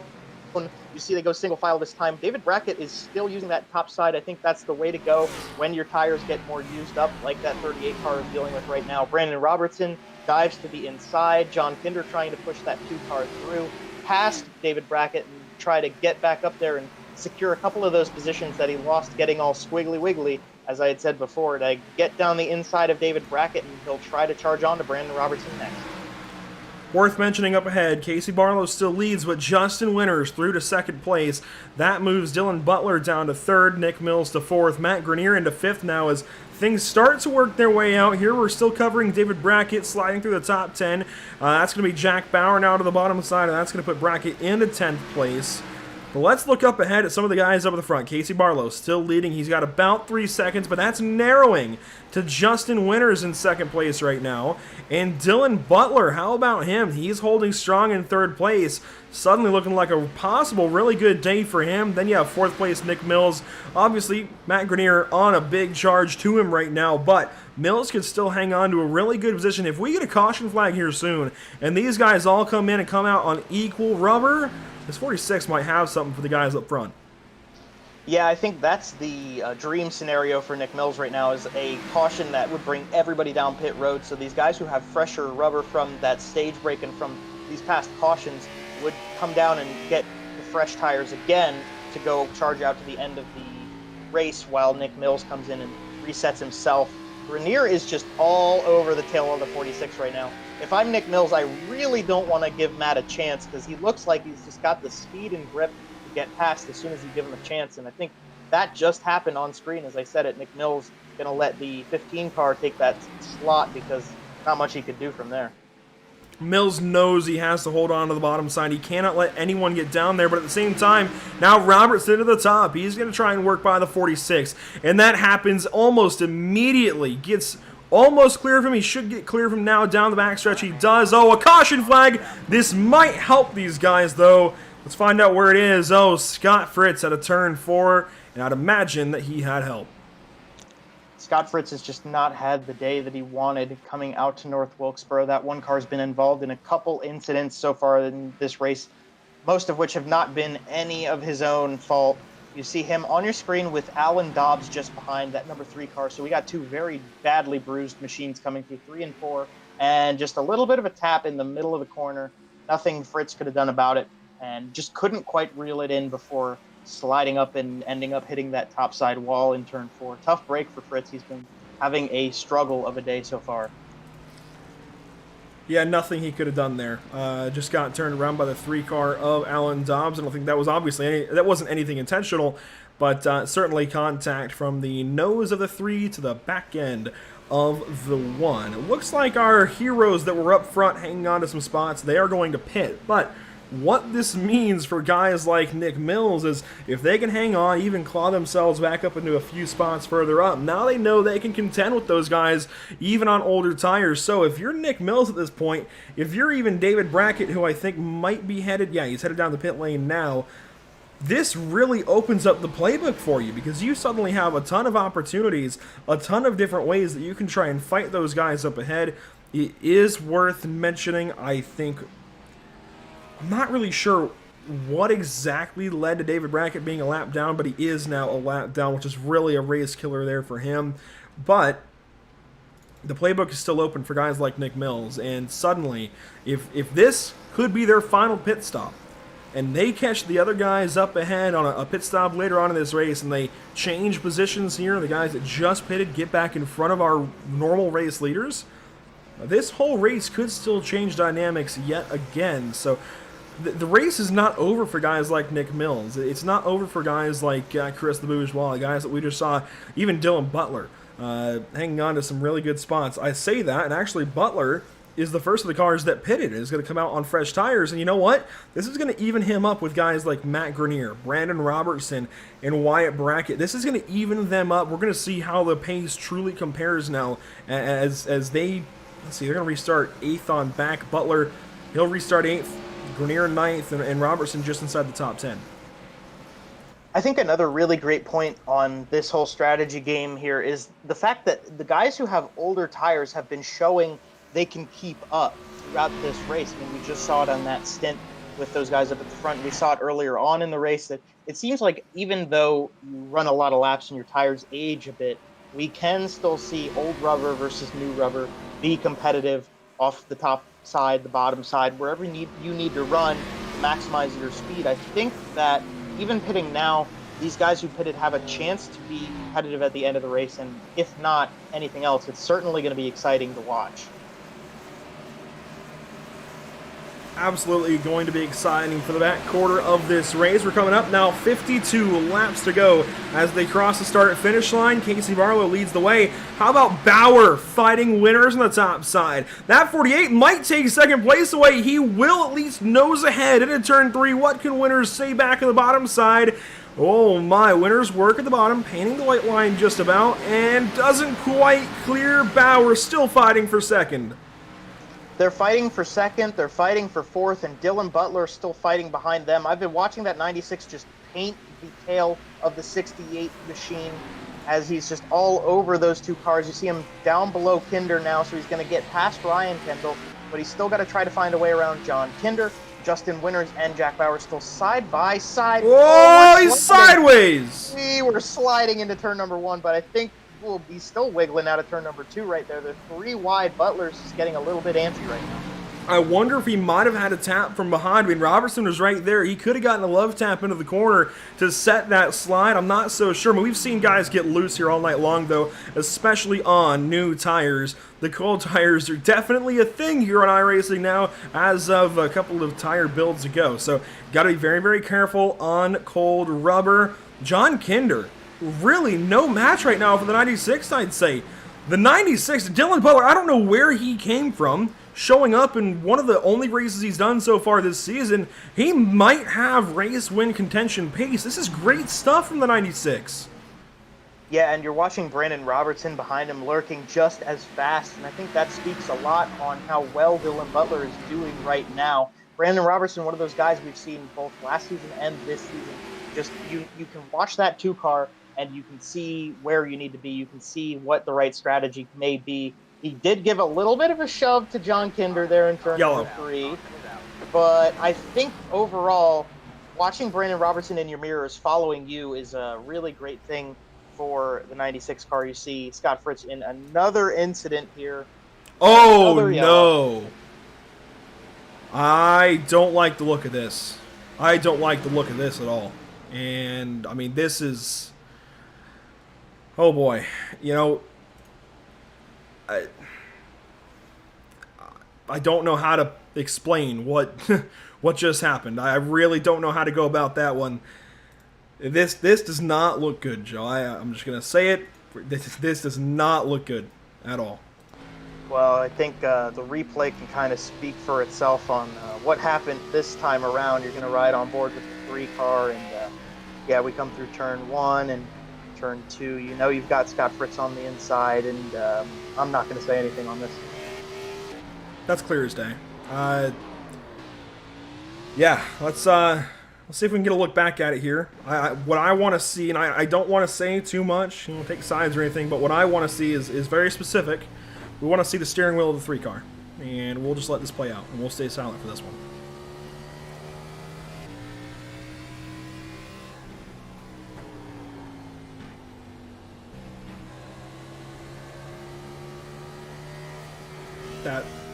That speaks for itself right there. So this will give us, what is this? Our 13th yellow of the evening here with the 1 and the 3 involved, and Scott Fritz and Alan Dobbs, and yeah, that is our 13th caution flag. Not a whole lot else to say about that one right there, Joe. What we can say is change up front, because Jack Bauer is now our race leader by virtue of some pit stops, and that's going to move Dylan Butler into 2nd place, Brandon Robertson into 3rd. So those guys were absolutely feeling the heat. Casey Barlow, Justin Winters, John Kinder, they knew they had to come in for tires. It wasn't as big of a deal earlier on, but as everybody ramps up the aggression, as we just saw, I think it's very important for those guys to come in, get tires, and now have the high ground. Yeah, we've been talking all race long about having fresh tires at the end of the event to be strong right when you need it, and I think we're starting to get into crunch time. Like we said, you can run pretty competitively on older tires, so this is the beginning stages of where you can come in, get your tires replaced, and have a good set underneath you to the finish. I think with the small amount of caution flag laps that we might be able to see in the future, or the large amount, I think it could carry you to the finish coming in now. So probably a good move to come in at this point and reset yourself. Green, green, green. Back to the green flag will come, and this is going to bring us to lap 160 of 200 for these drivers. Side by side go Bauer and Butler. Hey, 48 doubled is 96, and they're racing things out. Well, Butler just a big checkup on the bottom side. I don't know where his speed went all of a sudden, but couldn't go anywhere up off the bottom out of turn 2, and he's going to lose 2nd, maybe even 3rd place. Here comes Robertson. Robertson on the outside. Oh, there goes the 96 sliding on the inside. It's the same thing that happened last time, except this time he couldn't catch it. Caught a couple other guys as they were sliding through turns 1 and 2. Another yellow flag out. This one's going to be on the 96. Caution flag 14. You saw it happen. We'll look back at it. This is Dylan Butler in the number 96, the pink Toyota Camry, bottom of the screen, and let's watch into the turn 1. I think he's just going to get completely loose on the bottom side. And you know what? I want to listen to his audio here in a moment, but I wonder if that was the downshift that we've been hearing from a lot of drivers. John Kinder, you saw, does get a piece of this. Let's take a look back at all of this, try and see everything that happens. I want to listen in with the 96 car here. I wonder if he does downshift. We'll have to hear it audibly. Can't see. No, I don't think that was the downshift at all. I think he just got loose, all on his lonesome. And it looks like, we're going to confirm real quick on whether or not John Kinder gets a piece of this. It looks like he does. Yeah, he absolutely does. You see Ronnie Shirk Jr. also turn around on the bottom side. This is big. Yeah, there was contact with Grenier as well at the beginning stages of that. But I think Dylan Butler, the big downside and maybe his Achilles heel in this race so far has been the restarts and the tires being a little bit less than optimal operating temperature. We saw him get squirrely off the restart when he had fresh tires and they were much colder than they would have been this time. But it seems like that's just been a tough spot for Dylan Butler, and it's hard to really practice that and prepare for your tires to not be at the right temperature for you to be competitive side by side against your opponents. But Unfortunately, it caught him out this time a little bit stronger than it did the last, and obviously then included Grenier, Kinder, others in this one, and unfortunately put some damage on all these cars. Well, again, that is caution 14 and pace car lights. We'll stay on. So you know what, Joe? Have I told you about our wonderful partners here at PitStop TV yet? Have I told you about them? I don't think we've quite gotten the briefing quite yet, but well, I'm go ahead. more than interested. Absolutely. I'll tell everybody watching at home about Tucson Sound Art, your picture, your music. You provide the image you want, and they will custom create a beautiful framed, high-quality canvas with a built-in Bluetooth speaker. I've got one on my wall, and with Sound Art, you get the best of both worlds. I can vouch for that one. Visit TucsonSoundArt.com for additional info, and make sure to use promo code PitStopTV, not pit code PromoStopTV. Promo code PitStopTV, and that gets a 10% off of your purchase today through Tucson Sound Art. Also want to shout out Permanent Makeup with Cryo in Maine, longtime partners here at PitStop TV as well. Doing some great work up there. If you want to look your best and you're in the Lewiston, Auburn, Harrison, Maine area, or even in surrounding areas, make sure to check in with them. You can do so by texting or calling 207-358-8683. But I think all of our partners want us to cover this restart, so we will do so. Brandon Robertson, bottom side of Jack Bauer. He's suddenly in control. Wyatt Brackett second place, then it's Nicholas Noggle. Sorry, Wyatt Brackett third place, then Nicholas Noggle in fourth. We go back Green Flag Racing, and Robertson, the launch of his life. Oh my. I was just about to say literally the same quote, Andrew. Great minds think alike, but yeah, Robertson got a absolutely perfect restart on the inside. Jack Bauer still fighting with Wyatt Brackett through 3 and 4, off of the top with some momentum. That 48 charges ahead. Brackett's not giving up at all, nor is Nicholas Noggle. Those two still putting a ton of pressure on the number 48 machine down the backstretch. And Noggle doesn't even have a back end to his car. I thought that was a lap car at first that was just up there with the leaders under caution. There is no bumper cover on the back end of the 08. How about the damaged 08 still hanging in with these guys? Now lap 169 of 200. He's got a great shot to really do some good stuff here. And he can have a really nice finish out of this. If he's actually to the back end of Bauer, he might challenge for second place, maybe even higher. So this is big for somebody who's been on the south side of the cut line for a long time now. To get into the playoffs, Nicholas Noggle could be right back in the picture. Oh, and he hits the wall real hard out of turn 2. Pancakes the right side of his 08. We'll have to see the damage as he comes out of 4. I mean, it's torn up, but he might still have some fighting speed. Yeah, Noggle's pretty strong on the short tracks. He always has been, and even with a little bit more damage, as there's contact behind him, I think he could hold on. There is a yellow flag, and that is unfortunately another incident with the current points leader overall. Oh, come on. Yeah, that was, I'm not really sure what to say on that one. I'm not so sure John Kinder would be as confused for words right now, but let's take a look back at what happens here. This is very interesting. There was actually a good bit of contact here, so this is going to begin down the backstretch with John Kinder and Ryan Smith. Smith a bit slow on the bottom side after his damage.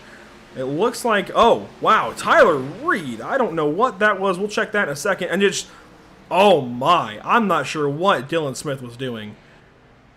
I actually, let's go back, and I want to go back even further after we watch this again, and, oh, Jazorski, and then Brisson. Let's find out. I want to see if there was some kind of earlier incident with Smith and Kinder, possibly. I wonder, it looks like the 91 just straight lines turn 1. This is an extra lap or so back, so we're going to be able to see a lot that goes on. Yeah, so you're watching the 21 car on your screen right now. There's Ryan Smith leading the 68. So the 91 is Smith, and then Kendall to his outside. They're still separated by a bit. Okay, so now we're close. A little bit of a love tap off the 21 out of turn number 2. Smith down the back, in front. Tyler Reed on the outside of the 91. LeBourgeois was loose way up in front of them. That's not part of the factor. Tyler Reed spun it on his own, and then this occurs. Brisson was actually removed from the server here on this incident. I'm not quite sure on this one, but you see comes in and just kind of charges on towards where John Kinder is sitting already. Oh, this is going to be an interesting kind of two-party here for Brisson and Jaworski. So we saw some of what went on with Tyler Reed and such. So Tyler Reed comes up the racetrack after that. Somebody else gets the wall. That was Abby. Brisson gets into Jaworski. And then Jaworski is that Toyota up ahead. Abby comes back through. Jaworski completely gets the bright green, number 21. And then Brisson hits him even harder. And that's likely going to end Kinder's race. Definitely interesting. Yeah, I mean, you saw Jaworski, and from that onboard, it looked like Jaworski kind of had a lapse in attention in front of him, but did see the 21 and tried to avoid contact at the last second. But Michael Brisson didn't quite look like that scenario played out for him. Tough for John Kinder, because obviously none of those contacts that happened in that set of turns with Ryan Smith or Jaworski or Brisson were in any way his fault in it. And it's just a tough break for him. He was running very well at the beginning stage of this race, leading the championship in just pure points coming into this event and trying to charge on into playoffs. Just a rough day, one he's going to want to put behind him for sure. Certainly not the wild card we knew we'd have, but the wild card this season might need to get very interesting the next 4 races after this to the playoffs. Green flag flies. That's lap 177 now of 200.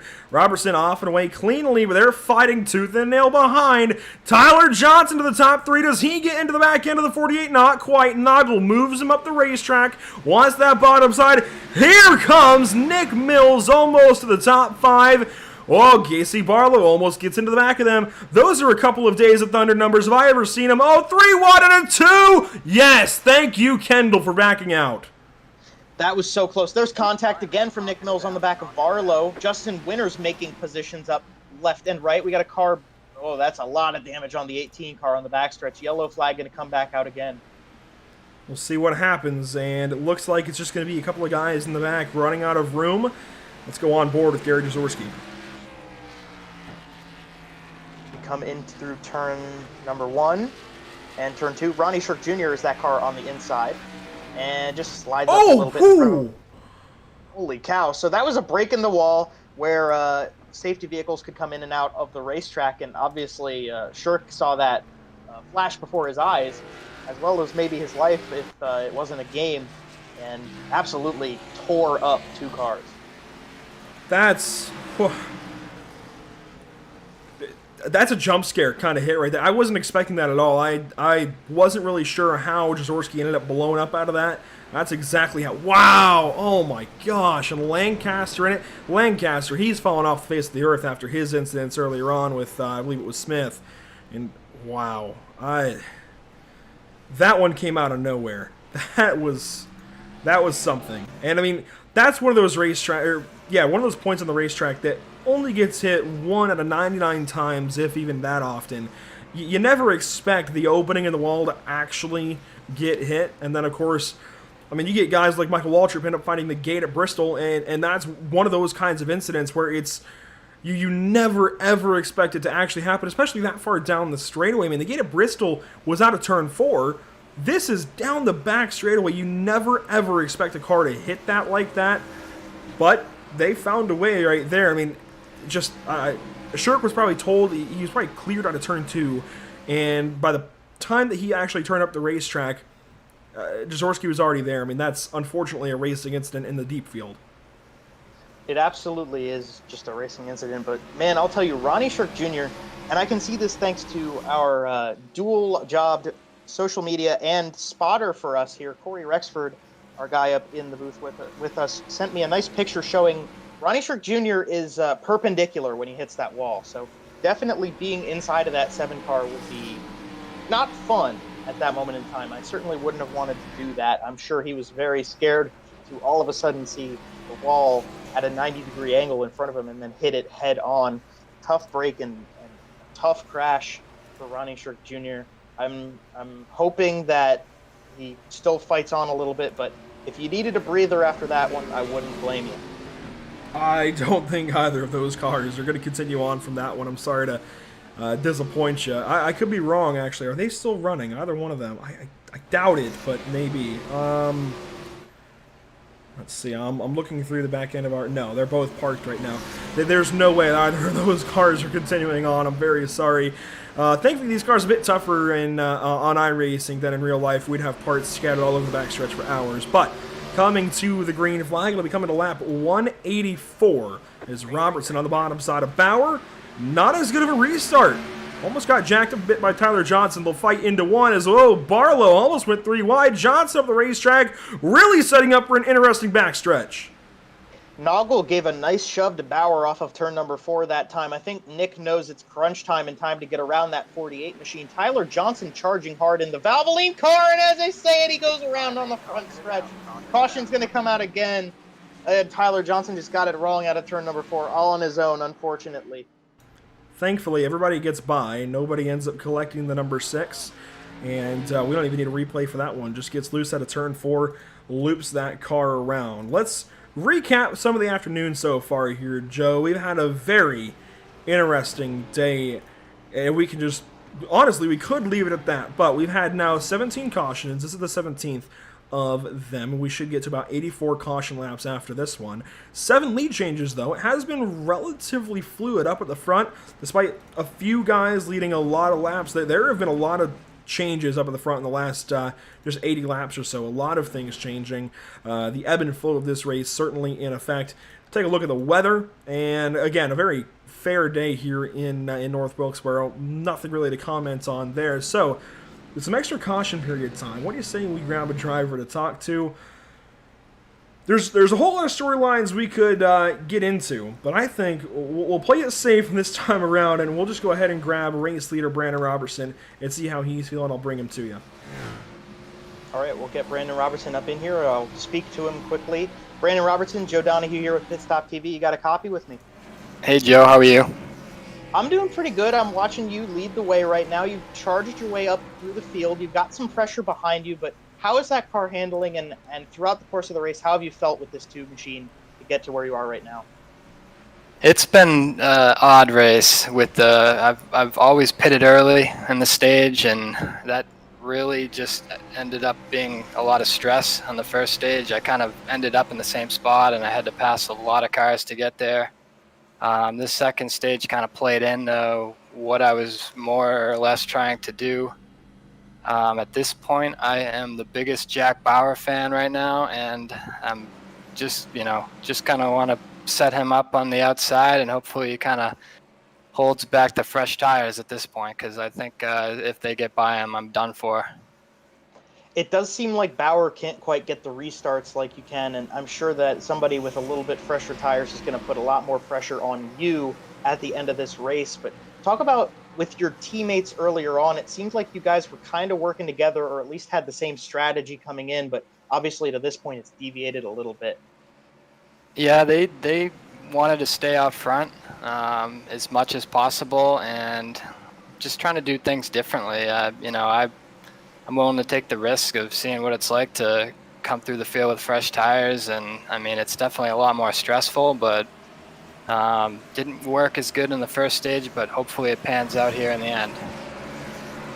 Absolutely, Brandon, and I know you're watching your mirrors for drivers like Barlow and Noggle. They're putting a lot of pressure on Bauer and trying to come for you too quickly, but you're going to go back to green here shortly, so we'll let you go. Good luck, and we'll maybe be talking to you again after the end of this race. Hey, thank you. Appreciate it. So we'll send Brandon back to his team. They're coming down the backstretch again, going back to green flag racing. Just about 10 laps to go in this race, and like he said, he's Bauer's biggest fan right now. That 48 machine holding him up a little bit on the top side. And I think Bauer can do it. We'll find out, though. 10 laps to go. Oh, bit of a jackrabbit start there, but the 2 car gets going. Noggle should be able to get by the 48. They'll battle off into 1 and 2. Noggle at the racetrack a tiny bit. And Bauer hanging on down the backstretch side by side. Go the 48 and the 08. They both get very close to Brandon Robertson there in 3 and 4. Barlow's going to get set around. LaBouche winners, and oh my. Oh, it's another parking lot out of 4. There are a lot of cars involved in that one. That's such a hard spot to have a crash and not have a whole bunch more cars come into the incident. And unfortunately, it unfolds in the midst of turn 4. Right after a restart, a whole bunch of cars all together, unfortunately. going to collect them all. You're watching Casey Barlow on your screen. Ryan Kendall on his inside, Wyatt Brackett behind him. Kendall just came up a little bit, I think just a little bit too much momentum for that 68. And how about Le Bourgeois, man? He went straight into the attenuator from the pit wall. Into the attenuator, if you can call it that. Really, it's just a tire on the end of the pit wall. That does show us all that John Kinder is back on the racetrack, at least. He is back onto the racing surface. Let's see this a bit more closely for Justin Winters and some more back here in the back of the field. And obviously, you saw Le Bourgeois take a header into the pit wall, nowhere to go, and Winters there with him. And oh my gosh, the hits keep coming for the big names of this series. Who are we going to have left at the end of 200? Well, Brandon Robertson's kept his nose pretty clean. I don't want to give him the curse, but his up front, Jack Bauer, is too. But yeah, like you said, I mean, the big names of the series, names that have been up front in this race, and obviously Justin Winters, John Kinder, people involved in that crash, Chris Le Bourgeois. It's been, it seems like it's been taking a lot of names tonight, has this track been doing. Definitely. There's a phrase, kicking butt, chewing bubblegum, pretty much. That's what this track is doing to all of these drivers, and I mean, we've got really a wild mix of cars in the top 10 right now, given their stories to this point. Brandon Robertson, he's got a very clean race car. I think the cleanest on the racetrack, aside from maybe Wyatt Brackett. Then you've got Jack Bauer, also a very clean race car, but he's been in it. He's been backwards, in fact. I'm surprised, actually, about that comeback for the 48. Nicholas Nagel, he's completely torn up. Kendall just got a piece of the inside of Casey Barlow. Then you have Wyatt Brackett. He's got a pretty clean race car. Pretty quiet day for him out of Maine.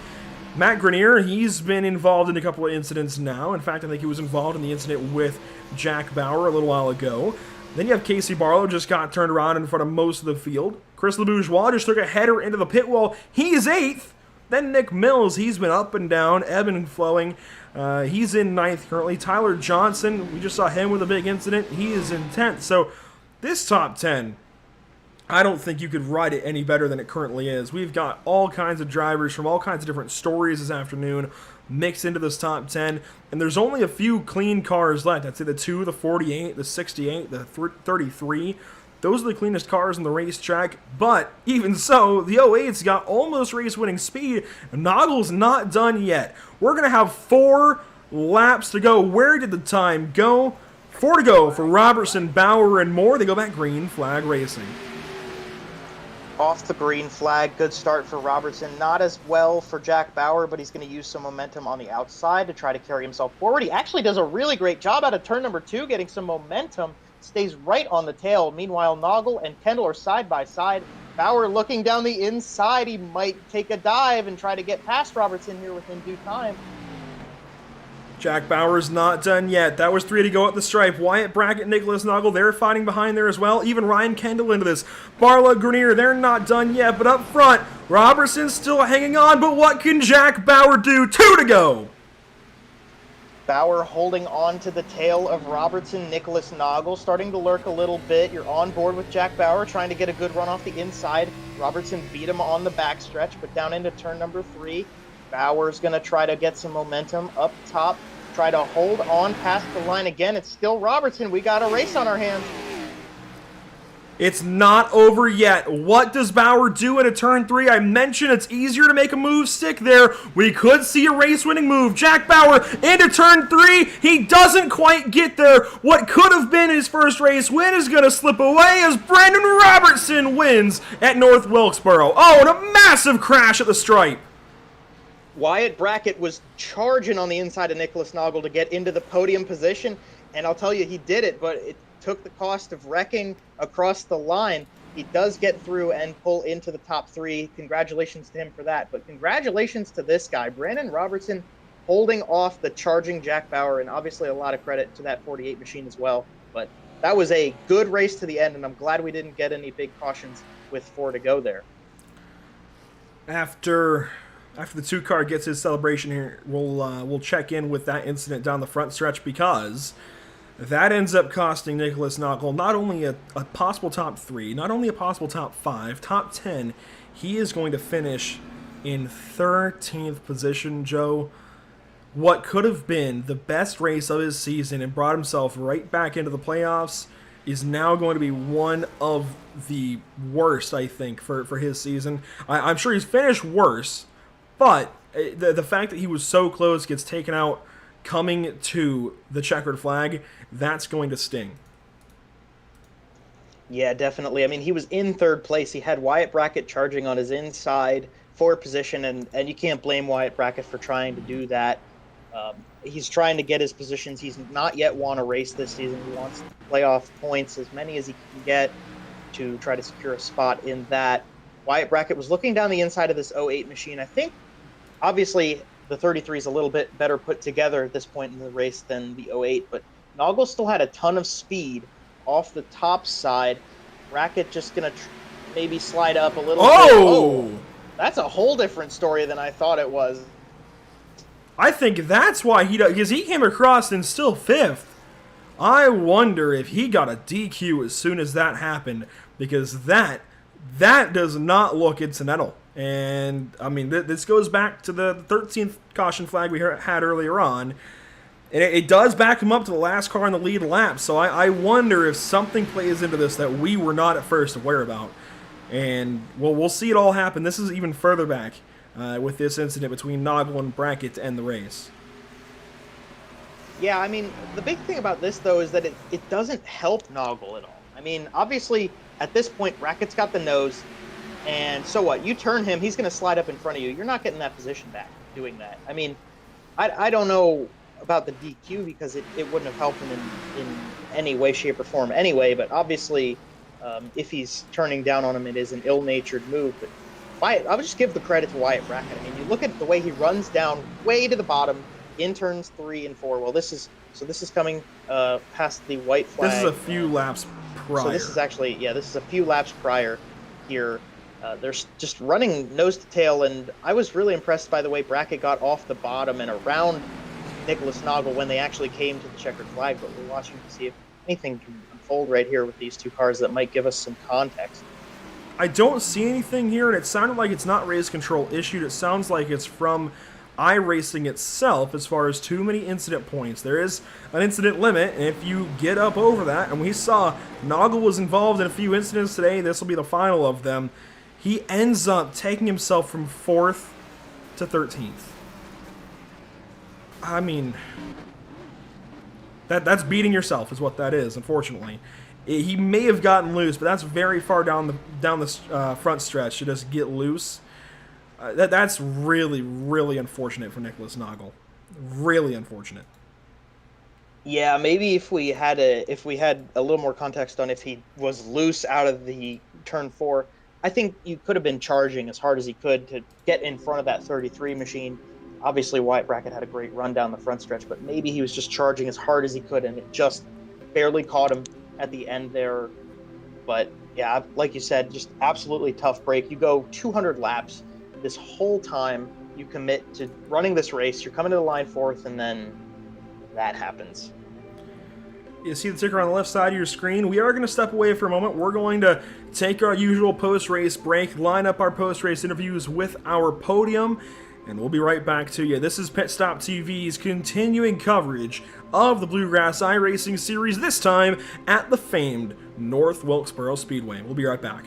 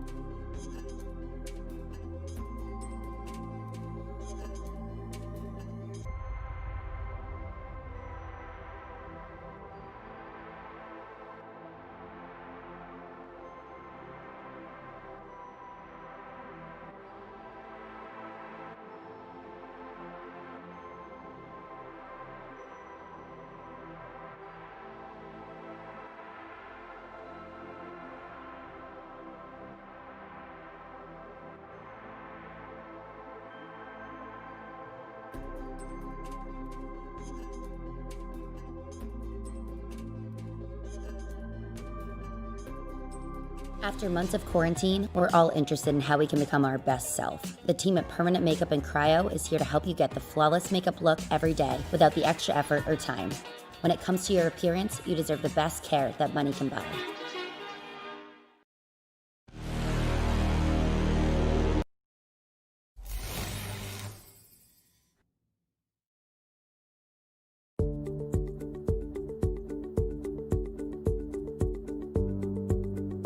Sound Art is a product that is a speaker and it's art. We combine it together and we call it Sound Art.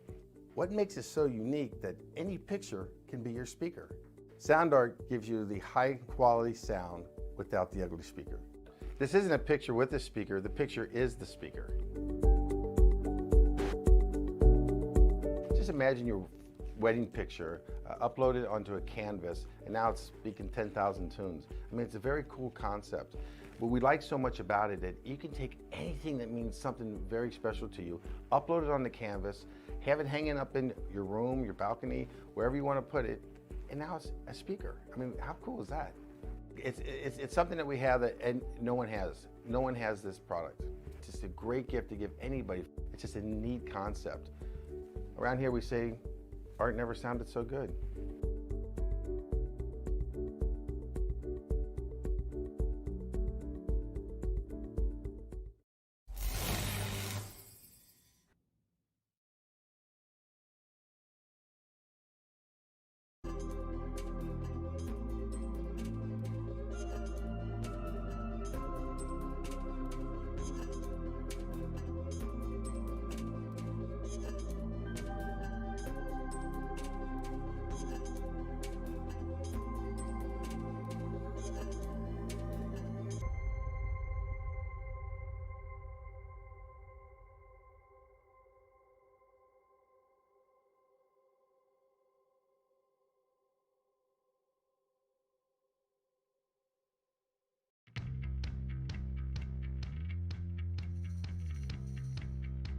Welcome back to the virtual North Wilkesboro Speedway.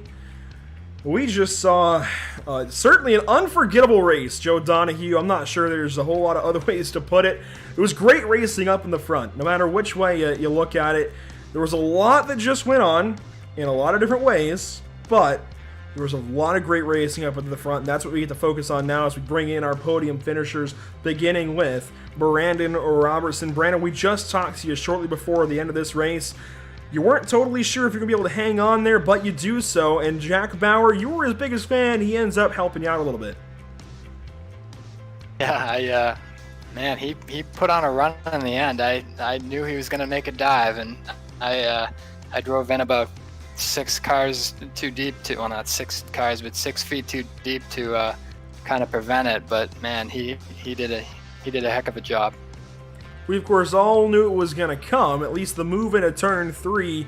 You say you went in 6 feet too deep. Was it one of those things where you think if you had braked even a second sooner, he was going to get you? And if so, what was your game plan if he did get you in 3? Believe it or not, Matt Grenier and I were practicing that beforehand, and the cars can take a beating as long as you get hit mid-corner. I was going to be okay. On entry, I did not want any part of that because you'd go sliding sideways. So, no, I would certainly do the same thing in his position if I had the opportunity, so I was kind of expecting it. Well, you end up hanging on right at the end there. Before we get to the end again, how did you get to this point in time? We saw a lot of great racing up at the front. We saw ebbing and flowing from every single driver on this racetrack. Everybody has a story from today. What's yours? I can't say that I didn't stay out of trouble because I caused my own trouble by pitting early, and that made it tough. I very easily could have been 6 laps down by now at this point if I didn't get I almost got clobbered when I went sideways. I forget what lap it was, but I was pretty far up there and just went completely sideways coming in, and thankfully nobody hit me. So, man, I can't wait to watch the tape back on this one. Well, I think towards the back half of this race, you were on screen a lot. The 2 was bad fast. Who do you have to thank? Who do you have to shout out today? I mean, Wyatt and Jack, they did a heck of a job. Wyatt's going to win one of these races by the end of this season for sure. And thanks, Jason, for officiating. He was very active. So, and also sorry to John Kinder. I got to know him a while back. I forget what lap, but took a few extra feet on the inside of him. So I apologize for that. I'll have to give him a freebie. Well, there you go. Brandon, of course, as always, we appreciate your time. I'm sure we'll be talking to you a whole lot more this season. Don't go too far. We'll talk to you probably next week even. Hey, thanks, Andrew. See ya. And that's Brandon Robertson finishing up with his second race win on the season. And that's big, actually. His second win on the season, now matching that of Alan Dobbs. This could very well put him back up into P1 as far as the number 1 seed for the playoffs. Big stuff for Brandon Robertson. We're stalling to see if we can get a hold of Jack Bauer, but it looks like we're going to have to move on for right now to third place finishing Wyatt Brackett. And Joe, I'll hand him over to you. Actually, no. We just got Jack Bauer back. I'll move him over in here. All right, so we bring Jack Bauer in. Jack, this is Joe Donahue with PitStop TV. Do you got me? Maybe he doesn't have me. Here we go. Jack Bauer, this is Joe Donahue. Can you hear me? Yo, can you guys hear me? I got you loud and clear, Jack. You guys got me? Yeah, I got you. Can you hear me? Yes, sir. All righty. Jack, congratulations. P2, that's a great run for you. You've had ups and downs this season and last season, but putting it together, and very strong performance from you tonight. Yeah, I appreciate it, guys.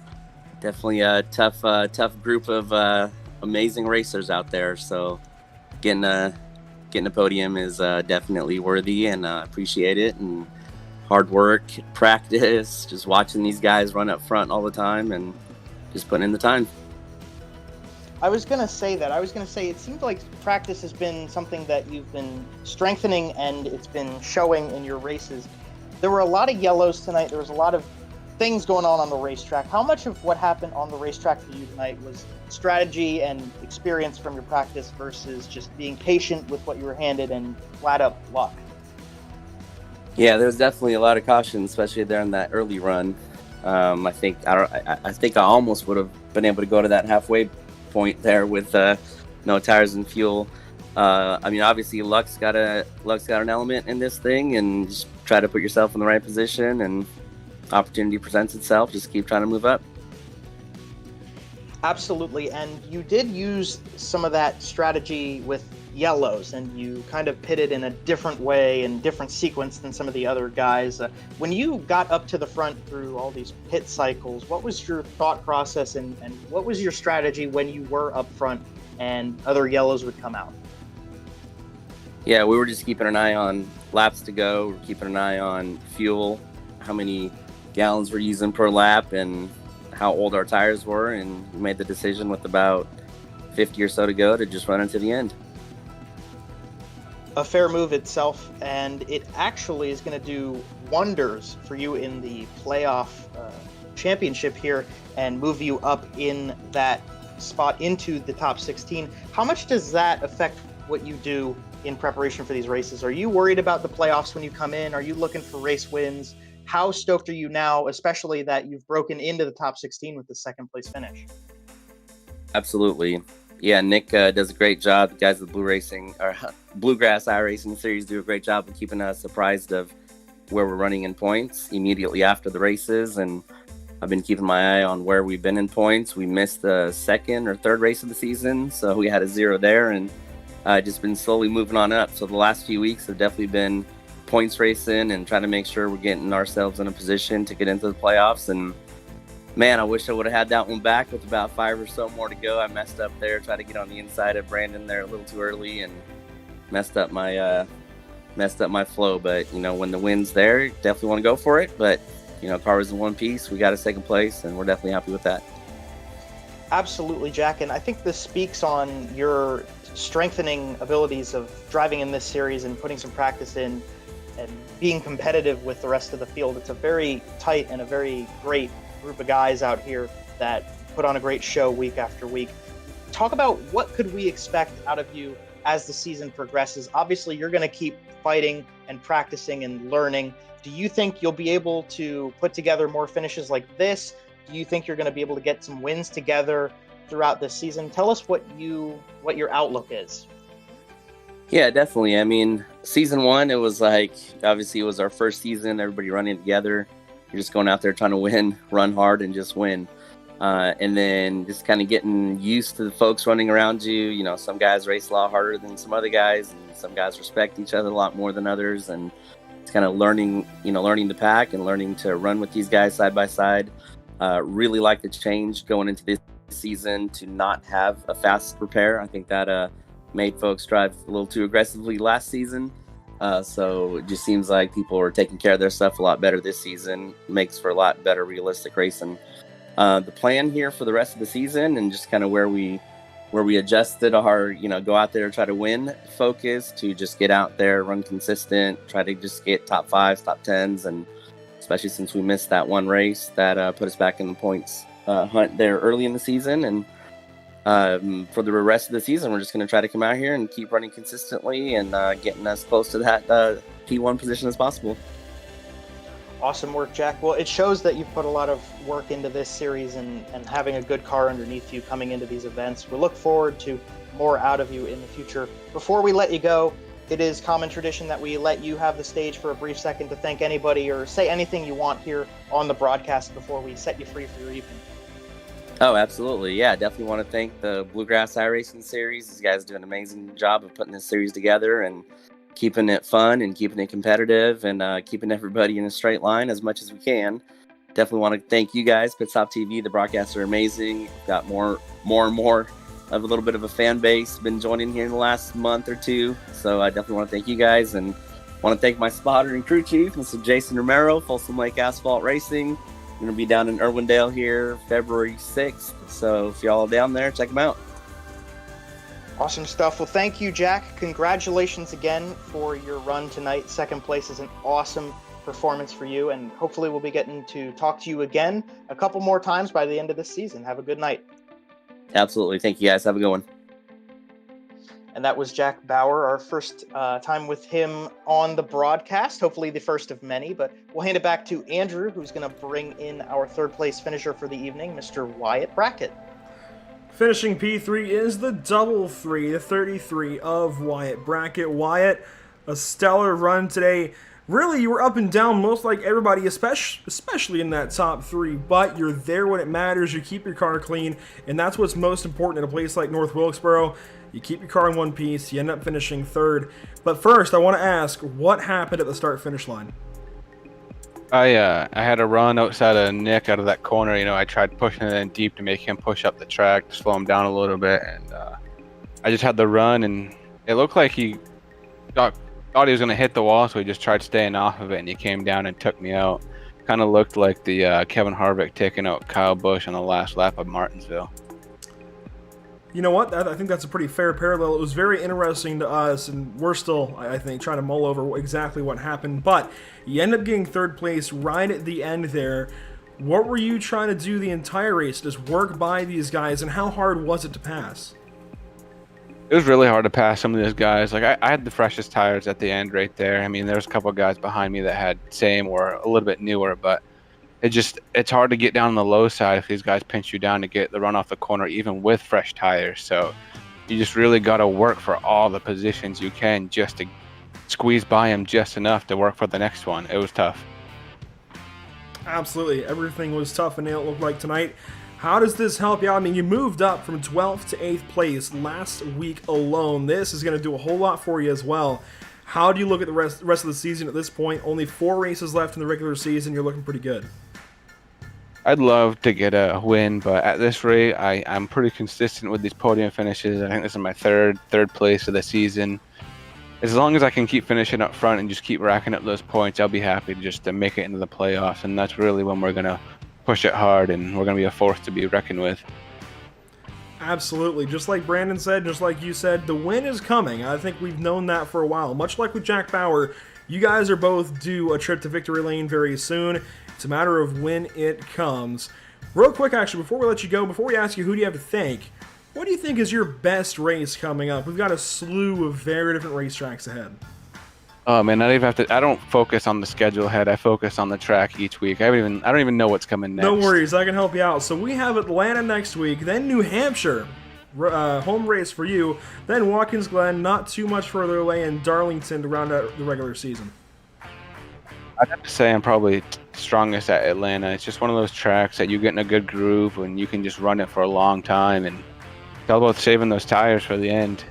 And that's something I've really picked up on, is saving those tires. So I think Atlanta will be my strongest showing, and then if I have to pick another one, it'll be Watkins Glen, because just those road courses can be tricky. You just got to stay out of trouble and make it work, and I feel like I can do that after doing it at Road America.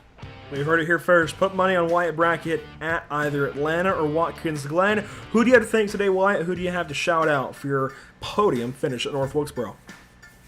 Give a big shout out to my old man once again. He's always helping me out, always getting things straight, always talking with me about racing. And then I also got to thank my teammates Matt and Brandon once again. They put a lot of practice in and help us out. I got to thank you guys for putting on a great show as always, and just the Bluegrass iRacing series all around. Bunch of great guys in here. Some of us have some work to do, but that's where we all started. It's going to take time, but we'll be good to go here soon. And absolutely, Wyatt. Thank you so much for your time. We'll be talking to you, I'm sure, more this season. Best of luck to you out there next week in Atlanta. You say you're good. Thank you. Have a good night, guys. We'll see you, Wyatt. And that is Wyatt Brackett finishing up third place. Joe, sounds like he's confident for Atlanta. That's, I think, one of the few drivers that will be confident next week. It's one of those places, obviously, it tears up tires, tears up race cars all the same. It's going to be tough. Yeah, Atlanta, like you said, tears up tires. That surface is old, but I think that makes a really great race. It's obviously very exciting to go to Atlanta and see how well these drivers can manage their tires and manage the racetrack. So if Wyatt's got good spirits, I think that's going to put him a leg up on the rest of the field, because it's a tough race, but we're looking forward to bringing it to you next week. I'm excited to go down. Absolutely, and as the sun sets behind the grandstands here at North Wilkesboro, let's take a look at our results today. Brandon Robertson, what a race he ended up running there at the end. He really wasn't around all that often, but when it came down to it, he was there. And I think really, I say not all that often. I think the entire back half of the race, he was where he needed to be, but he wasn't all that loud in the first stage. That said, ends up coming home P1, gets the trophy, gets the hardware, and will go home now, I think, on top of the series. Jack Bauer, he comes home second place. We talked to him for the first time in his Bluegrass iRacing Series career. Sounds like he's confident for where things are headed, should be in the playoffs after this one, but he's got to stay on this trend upward. Wyatt Brackett, he gets a podium, also sounds pretty optimistic the rest of the season. Love to hear that from those three. They all sound very optimistic moving forward. Ryan Kendall, fourth place, and it's Matt Grenier, Casey Barlow, Tyler Johnson in his first race of the season. Nick Mills, how about that top 10? Along with Chris LeBourgeois getting up there into ninth place. Nathan Maurer finishes 10th. You turn it back to 11th place on the grid. Adam Lancaster had an up and down day, was competitive at the beginning and then fell off with some incidents. Dakota Shepard came home 12th. That's a pretty darn good performance for that 01 machine. 13th place, Nicholas Noggle. Tough break, just unlucky that he ran out of points before getting the automatic DQ in the server tonight. Finishes P13 in front of David Brackett, the first car to finish within the laps down bracket, but 5 laps down for David in the end of this one. Justin Winters had a up and down day as well. The 52 comes home 6 laps down in 15th. Joshua Abbey in 16th, the same number of laps down in the 5. John Kinder was leading laps early on, and we thought he might be one to fight for the lead. Ends up in 17th spot, 19 laps behind the final finishing lap number for the winner. Brian Terry came home in 18th, 21 laps down. Gary Jazorski, 22 laps down in 19th. And rounding out your top 20 is going to be that number 7 car. Saw him get way sideways on the backstretch and end his day 22 laps down as Ronnie Shirk Jr.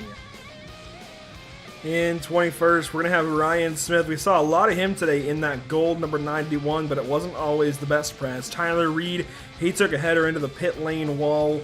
It seemed like very, very early. I'm surprised he hung around as long as he did, actually. Only 30 laps down, so could have been a whole lot worse, especially for guys like Dylan Butler, who was so good through this race and unfortunately just couldn't put the race together. Ended up getting caught up in his own mess, really. Gets off into turn one and just gets loose a couple of times. Big trouble for him. Scott Fritz, you saw what happened with he and Alan Dobbs, and right in the middle of that's going to be Michael Brisson. Alan Dobbs comes home 26th. 27th, Daniel Worthington. He was involved in a couple of those incidents earlier on as well. And there's Wes Wiggin 28th and Ed Osborne 29th, 134 and 135 laps down respectively. So great days for some, awful days for others, and it's going to mix a whole lot up here in the Bluegrass iRacing series. Absolutely. I think that's been a really great thing about this race, not even just for the championship, but throughout the race itself, just shaking things up. Obviously, we saw David Brackett leading laps. I mean, I don't know if we've ever even seen David Brackett lead laps before, and obviously great days for Jack Bauer. Ryan Smith had a good run. For a while, we had Chris LeBourgeois up front. I mean, it was such an up and down day that it did give us that same aspect inside of the race as it does in the championship now, to have it kind of get a little squirrely and shake things up a little bit. It's been fun, and we saw a couple cautions, saw a couple crashes, but overall, definitely shaking things up gives you something interesting to watch on your screens.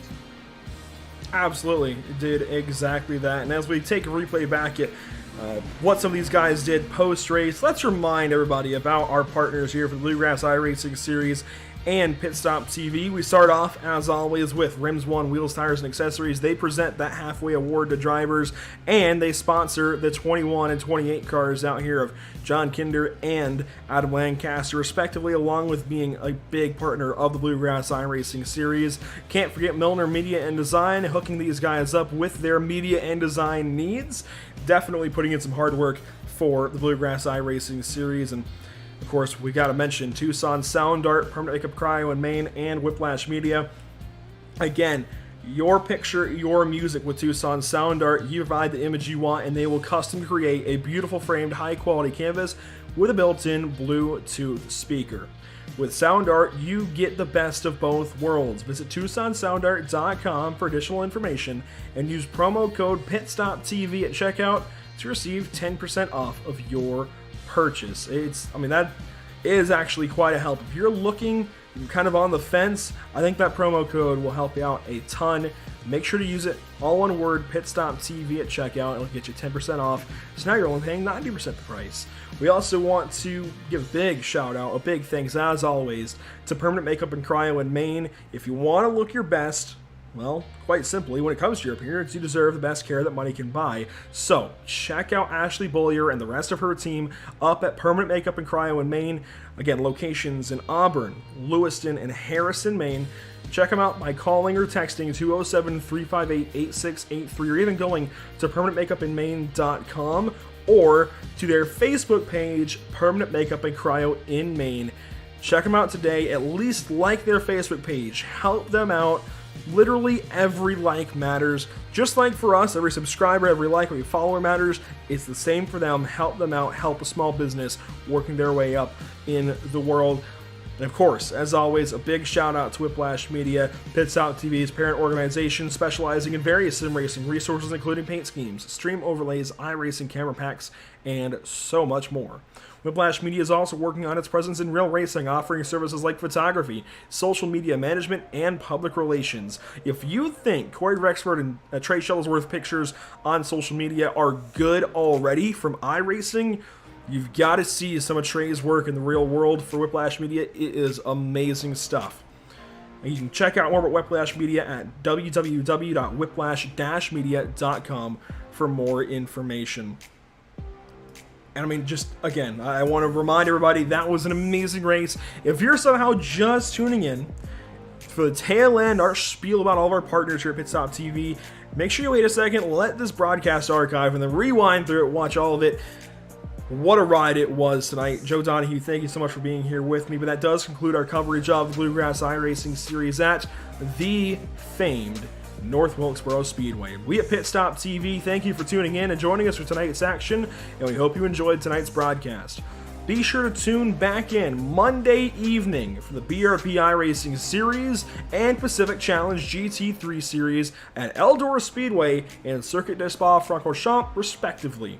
And throughout the rest of the week, we've got the Bluegrass iRacing Series and the LTAC Cup Series. They will be taking to Atlanta Motor Speedway. They will both be heading down south to the state of Georgia for Atlanta. Going to be great racing there. 2 back-to-back races at Atlanta. Going to be very, very interesting here for PitStop TV. Make sure to follow us over on Facebook at www.facebook.com/PitStopTV, on Twitter at PitStopTV_, on Twitch at www.twitch.tv/Pit_Stop_TV, and on YouTube at www.youtube.com/C/PitStopTV1. For everyone here at PitStop TV, we had Joe Donahue with me on the mic, Corey Rexford on social media. I am Andrew Cardinale IV. Thank you, and we will see you next time.